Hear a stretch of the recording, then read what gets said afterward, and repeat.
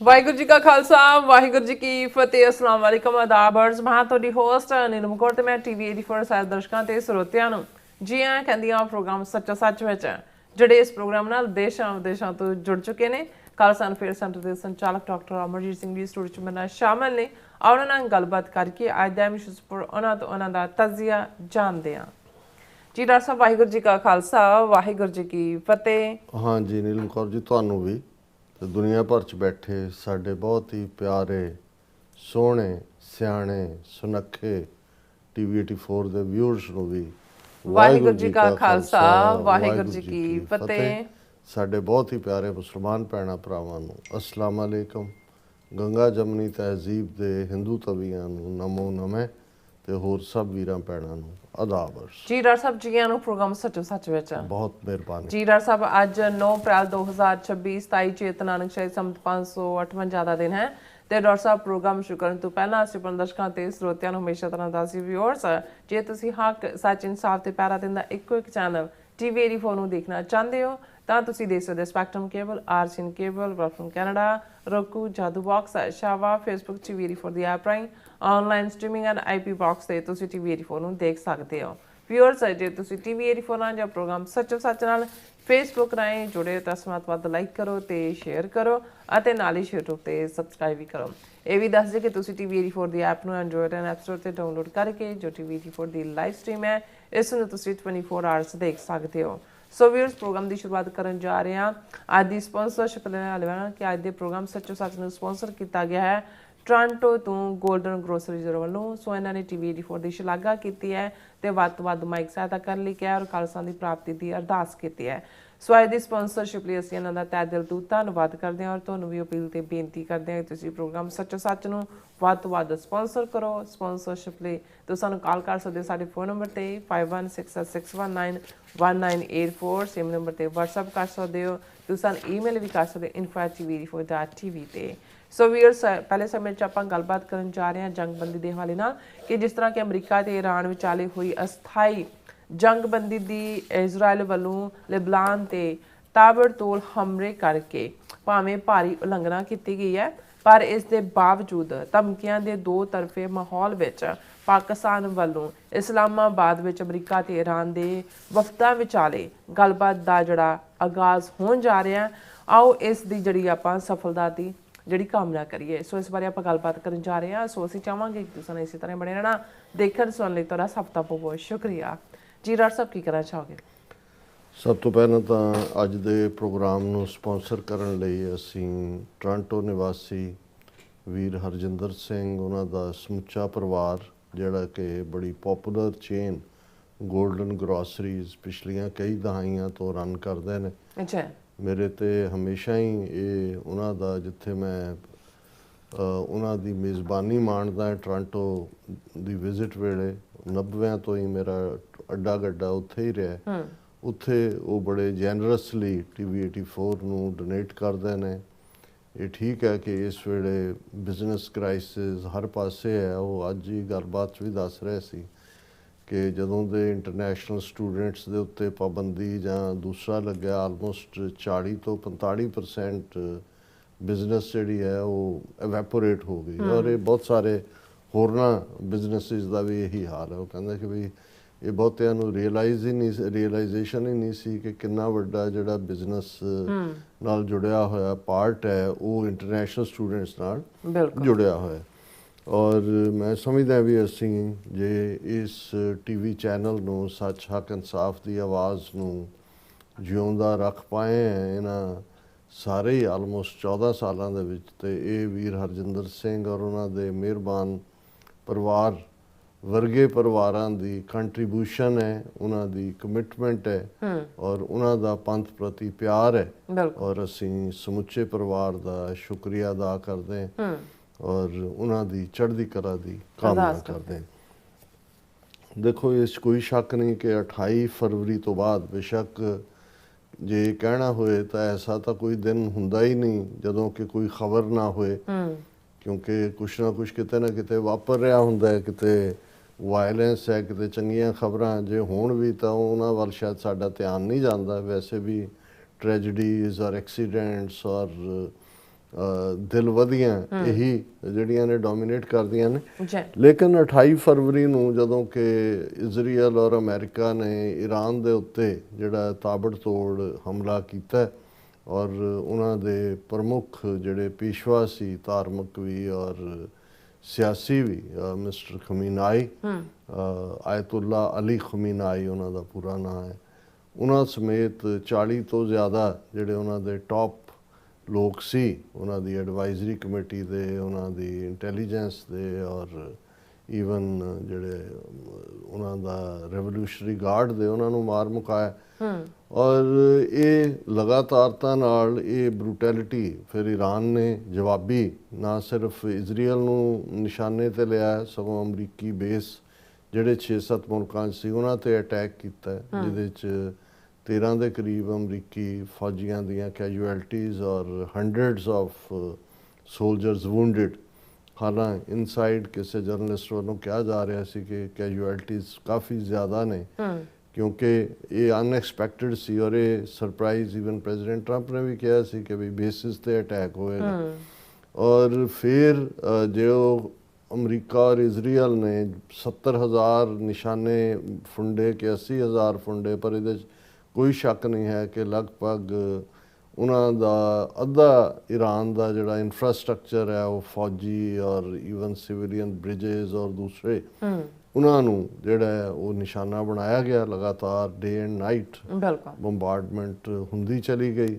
ਉੱਥੇ ਵੀ ਜਿਹੜੀਆਂ ਡੈਥਸ ਨੇ ਉਹ ਫਿਗਰ ਭਾਵੇਂ 4,000 ਜਾਂ 5,000 ਦਿੱਤੀਆਂ ਜਾ ਰਹੀਆਂ, ਪਰ ਬਹੁਤ ਸਾਰੀਆਂ ਇਮਾਰਤਾਂ ਜਿਹੜੀਆਂ ਡਿੱਗੀਆਂ, ਉਹਨਾਂ ਦੇ ਮਲਬੇ ਥੱਲੇ ਕੀ ਹੈ ਕੀ ਨਹੀਂ ਹੈ। ਲੇਕਿਨ ਜਿਹੜੀ ਸਭ ਤੋਂ ਜ਼ਿਆਦਾ ਇਸ ਸਾਰੇ 'ਚੋਂ ਹੋਪ ਨਿਕਲੀ ਜਦੋਂ ਅਸੀਂ 40ਵੇਂ ਦਿਨ ਇਸ 28 ਫਰਵਰੀ ਤੋਂ ਸ਼ੁਰੂ ਹੋਈ ਇਹ ਜੰਗ ਪਾਕਿਸਤਾਨ ਦੀ ਮਿਹਨਤ ਦੇ ਨਾਲ, ਜਿਸ ਦੇ ਵਿੱਚ ਤੁਰਕੀਏ ਔਰ ਇਜਿਪਟ ਪਾਕਿਸਤਾਨ ਦੇ ਸਾਥੀ ਬਣੇ, ਇਸ ਨੂੰ 2 ਹਫ਼ਤਿਆਂ ਲਈ ਅਸਥਾਈ ਜੰਗਬੰਦੀ ਜਿਹੜੀ ਹੈ ਉਹਦਾ ਨਾਂ ਦਿੱਤਾ ਗਿਆ।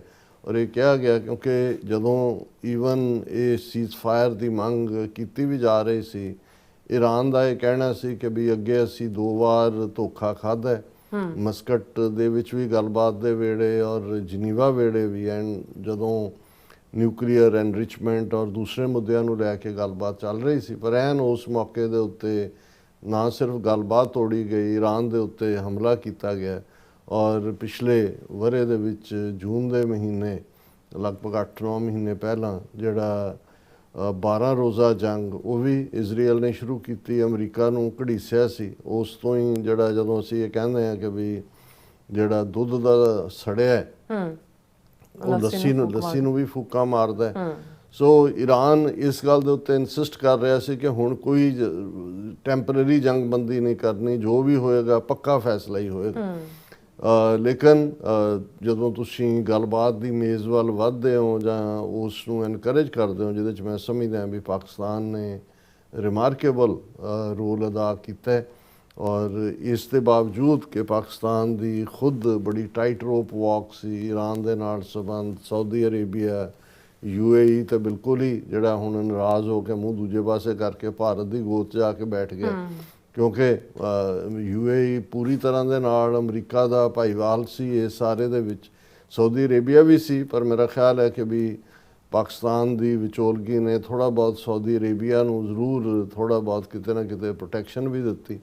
ਔਰ ਇਸ 'ਚ ਕੋਈ ਸ਼ੱਕ ਨਹੀਂ ਹੈ ਕਿ ਇਹ ਜਿਹੜੀਆਂ ਰਿਆਸਤਾਂ, ਖਲੀਜੀ ਰਿਆਸਤਾਂ ਨੇ, ਇਹ ਅਮਰੀਕਾ ਨਾਲੋਂ ਵੀ ਜ਼ਿਆਦਾ ਇਜ਼ਰਾਈਲ ਦੇ ਨਾਲ ਕੋਆਪਰੇਟ ਕਰ ਰਹੀਆਂ ਸੀ, ਕਿਉਂਕਿ ਉਹਨਾਂ ਨੂੰ ਲੱਗਦਾ ਕਿ ਵੀ ਜੇ ਈਰਾਨ ਜਿਹੜਾ ਹੈ ਉਹ ਉਸ ਦੀ ਤਾਕਤ ਘਟ ਜਾਏ ਜਾਂ ਉਸ ਨੂੰ ਵਾਈਪ ਆਊਟ ਹੀ ਹੋ ਜਾਏ ਤੇ ਉਹਨਾਂ ਦੀ ਬੱਲੇ ਬੱਲੇ ਹੋ ਜਾਏਗੀ। ਲੈ ਦੇ ਕੇ ਬਹੁਤ ਵਾਰੀ ਇਹ ਹੁੰਦਾ ਵੀ ਮਜ਼ਹਬ ਤਾਂ ਇੱਕ ਬਹਾਨਾ ਅਸੀਂ ਬਣਾ ਲੈਂਦੇ, ਹਰ ਕੋਈ ਉਸ ਸੀਮਤ ਦਾਇਰੇ ਦੇ ਵਿੱਚ ਆਪਣੀ ਤਾਕਤ ਵਧਾਉਣ ਔਰ ਦੂਸਰੇ ਨੂੰ ਨੀਵਾਂ ਦਿਖਾਉਣ ਦੇ ਉੱਤੇ ਹੀ ਹੁੰਦਾ।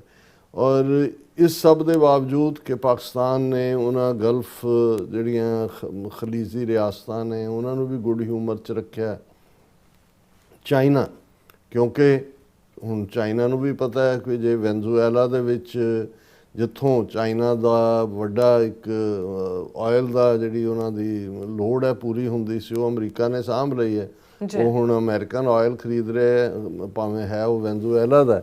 ਤੇ ਈਰਾਨ ਦੇ ਉੱਤੇ ਇੱਕ ਏਜੰਡਾ ਜਿਹੜਾ ਖਾਸ ਤੌਰ ਤੇ ਨੇਤਨਯਾਹੂ ਨੇ ਜਿਹੜਾ ਪਲੋਏ ਬਣਾਇਆ, ਉਹਨਾਂ ਨੇ ਕਿਹਾ ਜੀ ਇਹ ਤਾਂ ਇੱਕ ਝਟਕੇ 'ਚ ਅਸੀਂ ਇਹਨਾਂ ਦੀ ਲੀਡਰਸ਼ਿਪ ਸਾਰੀ ਉਡਾ ਦੇਵਾਂਗੇ ਔਰ ਫਿਰ ਈਰਾਨ ਦੁਨੀਆ ਦਾ ਤੀਸਰਾ ਵੱਡਾ ਜ਼ਖੀਰਾ ਹੈ ਤੇਲ ਦਾ ਔਰ ਦੂਸਰੀ ਗੈਸ ਦਾ, ਇਹ ਤੁਹਾਡੀ ਔਰ ਤੁਸੀਂ ਮੌਜਾਂ ਕਰੋ। ਸੋ ਇਸ ਸਾਰੇ ਦੇ ਚੱਲਦੇ ਆ ਜਿਹੜਾ ਹੈ ਉਹ ਇੱਕ ਆਪਣੇ ਇੰਟਰਸਟ ਜੁੜੇ ਹੋਏ ਸੀ, ਲੇਕਿਨ ਗੱਲ ਇੰਨੀ ਸੌਖੀ ਨਹੀਂ ਸੀ। ਫਿਰ ਹਾਲਾਤ ਇਹ ਬਣੇ ਕਿ ਭਾਈ ਉਹ ਜਿਹੜੀ ਕਹਾਵਤ ਹੈ ਕਿ ਭਾਈ ਉਹ ਇੱਕ ਬੰਦਾ ਖੜਾ ਸੀ ਪਾਣੀ ਦੇ ਕੰਢੇ, ਤਾਂ ਉਹਨੇ ਦੂਰੋਂ ਦੇਖਿਆ ਕਿ ਵੀ ਉਹਨੂੰ ਲੱਗਾ ਕਿ ਵੀ ਕੰਬਲ ਰੁੜਿਆ ਆਉਂਦਾ, ਉਹਨੇ ਜਾ ਕੇ ਉਹਨੂੰ ਛਾਲ ਮਾਰੀ ਕਰ ਲਿਆ। ਉਹ ਰਿਚ ਸੀ ਕਾਲਾ, ਹੁਣ ਰਿਚ ਨੇ ਫੜ ਲਿਆ ਤੇ ਹੁਣ ਉਹ ਨਾਲ ਰੁੜਿਆ ਜਾ, ਰਿਚ ਵੀ ਥੱਲੇ ਨੂੰ ਪਾਣੀ ਦੇ ਵਹਾਅ ਨਾਲ ਜਾ ਰਿਹਾ ਸੀ ਔਰ ਬਾਹਰ ਖੜਾ ਉਹਦਾ ਦੂਸਰਾ ਮਿੱਤਰ ਉਹਨੂੰ ਕਹਿੰਦਾ ਯਾਰ ਛੱਡ ਵੀ ਦੇ ਕੰਬਲ। ਉਹ ਕਹਿੰਦਾ ਹੁਣ ਮੈਂ ਤਾਂ ਕੰਬਲ ਛੱਡਦਾ, ਕੰਬਲ ਮੈਨੂੰ ਨਹੀਂ ਛੱਡਦਾ। ਔਰ ਇਹਦੇ 'ਚ ਕੋਈ ਸ਼ੱਕ ਨਹੀਂ ਹੈ ਕਿ 40 ਦਿਨ ਜਿਹੜੇ ਨੇ ਉਹ ਇਸ ਦੇ ਬਾਵਜੂਦ ਕਿ ਵਰਸਟ ਕਾਈਂਡ ਜਿਹੜਾ ਸ਼ਾਇਦ ਇੰਨਾ ਲੰਬਾ ਇਹਨੂੰ ਖਿੱਚਣ ਦਾ ਇਰਾਦਾ ਵੀ ਨਹੀਂ ਸੀ ਪ੍ਰੈਜ਼ੀਡੈਂਟ ਟਰੰਪ ਦਾ, ਤਾਂ ਖਾਸ ਤੌਰ ਤੇ ਨਹੀਂ ਸੀ। ਪਹਿਲਾਂ ਇਜ਼ਰਾਈਲ ਦਾ ਏਜੰਡਾ ਕੀ ਹੈ, ਉਹ ਤਾਂ ਇਹਦੇ ਬਾਵਜੂਦ ਕਿ ਅਸਥਾਈ ਸੀਜ਼ਫਾਇਰ ਹੋਣ ਦੇ ਬਾਵਜੂਦ ਉਸ ਨੇ 40ਵੇਂ ਦਿਨ ਜਦੋਂ ਕਿ ਸੀਜ਼ਫਾਇਰ ਹੋ ਕੇ ਹਟਿਆ, ਜਿੰਨਾ ਜਿਹੜੇ ਜਾਨਲੇਵਾ ਔਰ ਇੱਕ ਰਾਤ ਦੇ ਵਿੱਚ ਸੈਂਕੜਿਆਂ ਟਾਰਗੇਟ ਲੈਬਨਾਨ ਦੇ ਉੱਤੇ ਕੀਤੇ ਔਰ ਜਿਹੜੀ ਉਹਨਾਂ ਦੀ ਹੈਲਥ ਡਿਪਾਰਟਮੈਂਟ ਹੈ ਉਹਦੇ ਮੁਤਾਬਕ 300 ਤੋਂ ਜ਼ਿਆਦਾ ਲੈਬਨੀਜ਼ ਮਾਰੇ ਗਏ ਔਰ 1000 ਤੋਂ ਜ਼ਿਆਦਾ ਜ਼ਖਮੀ ਨੇ ਜੀ। ਔਰ ਫਿਰ ਉਹ ਮੁਕਰਨ ਤੇ ਹੋ ਗਿਆ ਕਿ ਜੀ ਲੈਬਨਾਨ ਤਾਂ ਇਹਦਾ ਹਿੱਸਾ ਹੀ ਨਹੀਂ ਹੈ ਜਿਹੜਾ ਸੀਜ਼ਫਾਇਰ ਹੋਇਆ। ਸੋ ਕਿਉਂਕਿ ਇਹ ਜਿਹੜਾ ਟੈਂਪਰੇਰੀ ਸੀਜ਼ਫਾਇਰ ਵੀ ਜਿਹਦੇ 'ਚ ਕਿ ਪਾਕਿਸਤਾਨ ਨੇ ਵੀ ਬੜੀ ਮੁਸਤੈਦੀ ਤੋਂ ਕੰਮ ਲਿਆ ਔਰ ਮੈਂ ਸਮਝਦਾ ਵੀ ਇਸ ਵੇਲੇ ਜਿਹੜੀ ਪਹਿਲੀ ਇਨੀਸ਼ੀਅਲ ਟੀਮ ਸੀ ਜਿਨ੍ਹਾਂ ਨੇ 2 ਵਾਰ ਈਰਾਨ ਦੇ ਨਾਲ ਧੋਖਾ ਕੀਤਾ, ਅਮਰੀਕਾ ਦੀ, ਈਰਾਨ ਉਹਨਾਂ 'ਤੇ ਇਤਬਾਰ ਨਹੀਂ ਸੀ ਕਰ ਰਿਹਾ। ਉਹਨਾਂ ਦੇ ਵਿੱਚ ਇੱਕ ਮਿਸਟਰ ਵਿਟਕੌਫ ਜਿਹੜੇ ਬਿਜ਼ਨਸ ਪਾਰਟਨਰ ਵੀ ਟਰੰਪ ਦੇ ਔਰ ਇੱਕ ਉਹਨਾਂ ਦਾ ਆਪਣਾ ਜਵਾਈ ਕੁਸ਼ਨਰ। ਸੋ ਇਹ ਸਾਰੀ ਨੈਗੋਸ਼ੀਏਸ਼ਨ ਦੇ ਵਿੱਚ ਜਿਹੜਾ ਰੋਲ ਫਿਰ ਪਲੇ ਕੀਤਾ ਮਿਸਟਰ JD ਵੈਂਸ ਜਿਹੜੇ ਵਾਈਸ ਪ੍ਰੈਜ਼ੀਡੈਂਟ ਨੇ ਔਰ ਇਹ ਪ੍ਰੈਜ਼ੀਡੈਂਟ ਟਰੰਪ ਨੇ ਆਪਣੀ ਇਹਨਾਂ ਹੀ ਕਿਉਂਕਿ 40 ਦਿਨਾਂ ਦੇ ਦੌਰਾਨ ਆਲਮੋਸਟ ਕਈ ਵਾਰ 3 ਪ੍ਰੈਸ ਕਾਨਫਰੰਸਿਸ ਵੀ ਪ੍ਰੈਜ਼ੀਡੈਂਟ ਟਰੰਪ ਕਰਦੇ ਰਹੇ, ਜਿਹੜੇ ਕੋਈ ਮਿਲਣ ਵਾਲੇ ਲੀਡਰ ਵੀ ਆਏ ਉਹਨਾਂ ਦੇ ਨਾਲ ਵੀ ਉਹ ਇਸ਼ੂ ਤਾਂ ਈਰਾਨ ਦਾ ਸੀ। ਇਸ ਤੋਂ ਇਲਾਵਾ ਆਪਣੇ ਟਰੂਥ ਸੋਸ਼ਲ ਦੇ ਉੱਤੇ ਵੀ ਉਹਨਾਂ ਦੀ ਲਗਾਤਾਰ ਕਮੈਂਟਰੀ ਜਾਰੀ ਰਹੀ ਔਰ ਉਹਨਾਂ ਨੇ ਖੁਦ ਇੱਕ ਆਪਣੀ ਬਰੀਫਿੰਗ ਦੇ ਵਿੱਚ ਕਿਹਾ ਸੀ ਕਿ JD ਵੈਂਸ ਫਿਲਸਫੀਕਲੀ ਇਸ ਜੰਗ ਦੇ ਹੱਕ ਵਿੱਚ ਨਹੀਂ ਸੀ। ਇਹ ਵੀ ਆਇਆ ਕਿ ਮਾਰਕੋ ਰੂਬੀਓ ਵੀ ਨਹੀਂ ਸੀ, ਪਰ ਇਹ ਮਿਸਟਰ ਸੈਥ ਜਿਹੜੇ ਸੈਕਟਰੀ ਆਫ ਵਾਰ ਨੇ ਹੁਣ ਔਰ ਨੇਤਨਯਾਹੂ ਨੇ ਕਿਵੇਂ ਉਹ ਸਾਰਾ ਪਰਪੰਚ ਰਚਿਆ, ਕਿਵੇਂ ਮੋਸਾਦ ਦਾ 'ਚ ਇਹ ਈਵਨ ਸਟੋਰੀ ਨਿਊਯਾਰਕ ਟਾਈਮਸ ਨੇ ਵੀ ਬ੍ਰੇਕ ਕੀਤੀ ਹੈ ਕਿ ਕਿਵੇਂ ਇੰਡੀਅਨ ਇੰਟੈਲੀਜੈਂਸ ਜਿਹੜਾ ਇਜ਼ਰਾਈਲੀ ਇੰਟੈਲੀਜੈਂਸ ਮੋਸਾਦ ਦਾ ਚੀਫ ਉਸ ਥਾਂ ਦੇ ਉੱਤੇ ਠਹਿਰਾਇਆ ਗਿਆ, ਸਪੈਸ਼ਲ ਖੁਫੀਆ ਤੌਰ ਤੇ ਲਿਆਂਦਾ ਗਿਆ, ਜਿਹਨੇ ਉਹ ਸਾਰਾ ਜਿਹੜਾ ਦਿੱਤਾ ਕਿ ਜੀ ਇੱਕੋ ਹੱਲੇ 'ਚ ਸਾਰੇ ਵਾਈਪ ਆਊਟ ਹੋ ਜਾਣਗੇ, ਲੋਕ ਖੜੇ ਹੋ ਜਾਣਗੇ ਔਰ ਤੁਹਾਡੇ ਸਾਹਮਣੇ ਜਿਵੇਂ ਵੈਨਜ਼ੂਏਲਾ ਵਾਲਾ ਆਪਰੇਸ਼ਨ 1 ਦਿਨ 2 ਦਿਨਾਂ 'ਚ ਹੀ ਹੋ ਗਿਆ, ਇਵੇਂ ਹੀ ਇਹ ਹੋ ਜਾਏਗਾ।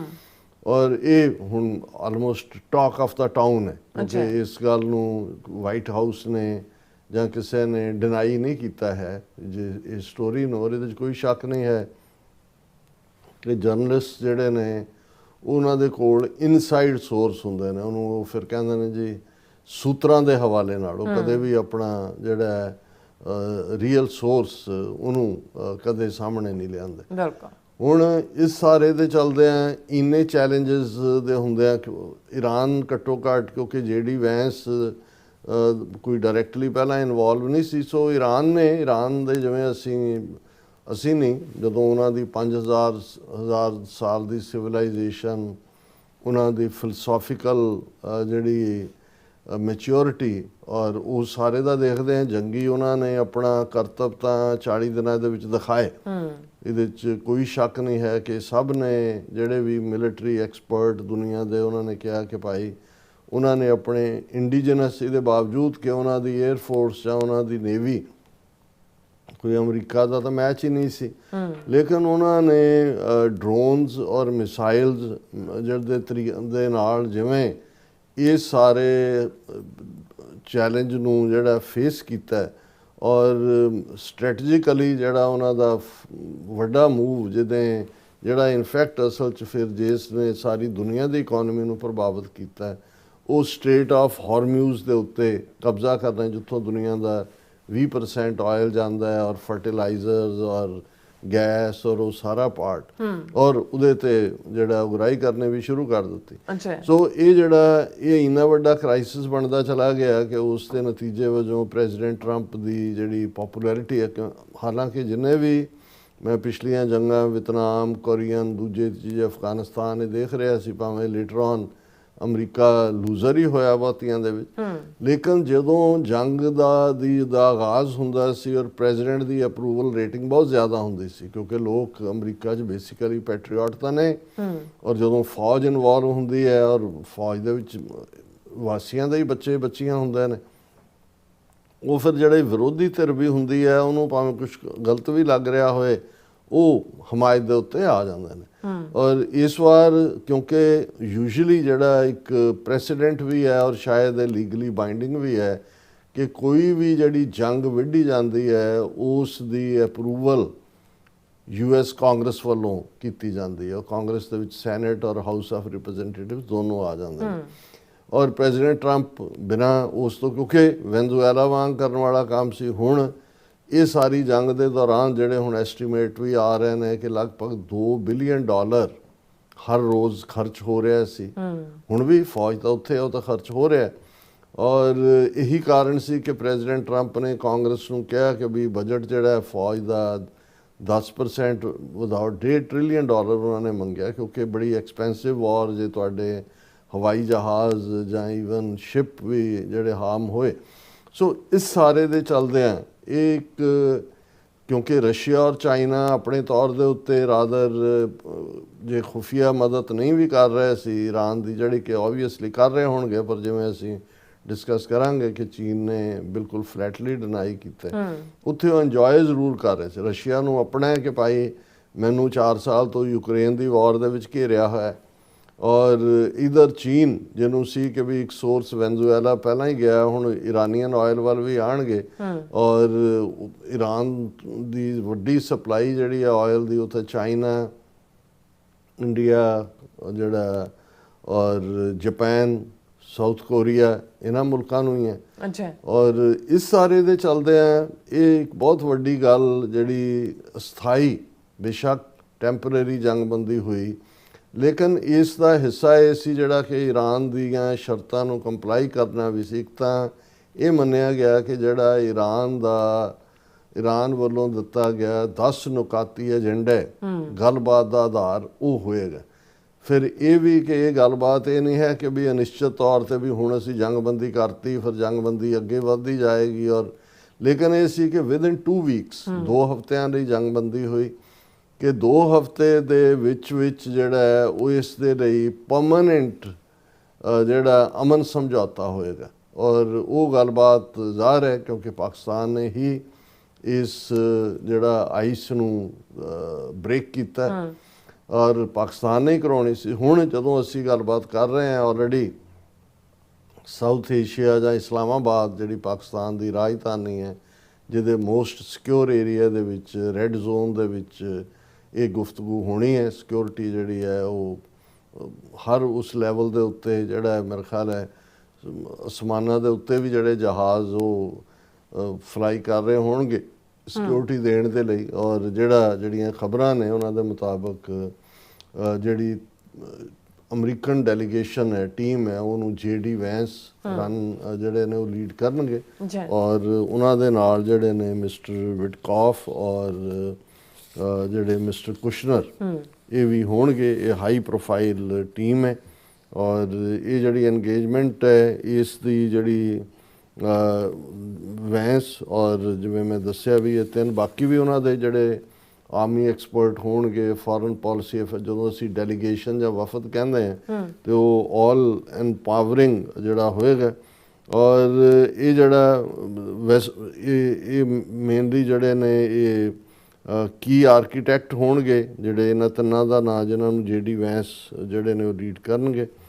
ਔਰ ਕਿਉਂਕਿ ਆਲਰੇਡੀ ਵਿਟਕੌਫ ਔਰ ਕੁਸ਼ਨਰ ਤਾਂ ਪਹਿਲਾਂ ਹੀ ਗੱਲਬਾਤ ਦੇ ਵਿੱਚ ਇਨਵੋਲਵ ਰਹੇ ਨੇ ਔਰ ਇਸ ਵੇਲੇ ਵੀ ਉਹ ਭਾਵੇਂ ਉਹਨਾਂ ਦਾ ਰੋਲ ਸੈਕੰਡਰੀ ਹੋਏਗਾ ਕਿਉਂਕਿ ਇਹ ਦੋਨੋਂ ਹੀ ਜਿਹੜੇ ਨੇ ਇਹ ਕੋਈ ਅਫੀਸ਼ੀਅਲ ਨਹੀਂ ਹੈਗੇ, ਇਹਨਾਂ ਕੋਲ ਅਹੁਦਾ ਕੋਈ ਨਹੀਂ ਹੈ, ਇਹ ਜਸਟ ਪ੍ਰੈਜ਼ੀਡੈਂਟ ਟਰੰਪ ਦੇ ਵਿਸ਼ਵਾਸ ਪਾਤਰ ਉਹਨਾਂ ਦੇ ਕਰੀਬੀ ਨੇ। ਹੁਣ ਵਾਈਸ ਪ੍ਰੈਜ਼ੀਡੈਂਟ ਜਦੋਂ ਇਨਵੋਲਵ ਹੁੰਦਾ ਹੈ ਤੇ ਇਹਦਾ ਮਤਲਬ ਹੈ ਕਿ ਅਮਰੀਕਾ ਦੀ ਸਰਕਾਰ ਇਨਵੋਲਵ ਹੈ। ਅੱਛਾ। ਔਰ ਇਸ ਸਾਰੇ ਦੇ ਹੁੰਦਿਆਂ ਉਹਨਾਂ ਦੀ ਜਿਹੜੀ ਡਿਊਲ ਟਰੈਕ ਸਟ੍ਰੈਟਜੀ ਹੈ ਜਿਹਦੇ 'ਚ ਕਿ ਉਹ ਪੋਲੀਟੀਕਲ ਅਥਾਰਟੀ ਮਿਸਟਰ ਵੈਂਸ ਦੀ ਔਰ ਡਿਪਲੋਮੈਟਿਕ ਕੰਟੀਨਿਊਟੀ ਜਿਹੜੀ ਹੈ ਵਿਟਕੌਫ ਔਰ ਕੁਸ਼ਨਰ ਦੀ, ਇਹ ਸਾਰੇ ਈਰਾਨ ਵੱਲੋਂ ਵੀ ਹਾਈ ਪਾਵਰ ਡੈਲੀਗੇਸ਼ਨ ਜਿਹੜਾ ਜਿਸ ਨੂੰ ਪਾਕਿਸਤਾਨੀ ਜੈਟਸ ਦੀ ਸਰਪ੍ਰਸਤੀ ਥੱਲੇ ਸੇਫਟੀ, ਕਿਉਂਕਿ ਇਸ ਗੱਲ ਦਾ ਧਿਆਨ ਰਹੇ ਕਿ ਜਿਹੜਾ ਸਪੋਇਲਰ ਹੈ ਜਿਹੜਾ ਇਹ ਸਾਰੀ ਖੇਡ ਨੂੰ ਖਰਾਬ ਉਹ ਇਜ਼ਰਾਈਲ ਹੈ ਔਰ ਇਜ਼ਰਾਈਲ ਨਾ ਕਿਸੇ ਇੰਟਰਨੈਸ਼ਨਲ ਲਾਅ ਨੂੰ ਮੰਨੇ ਨਾ ਕਿਸੇ ਡਿਸਿਪਲਿਨ 'ਚ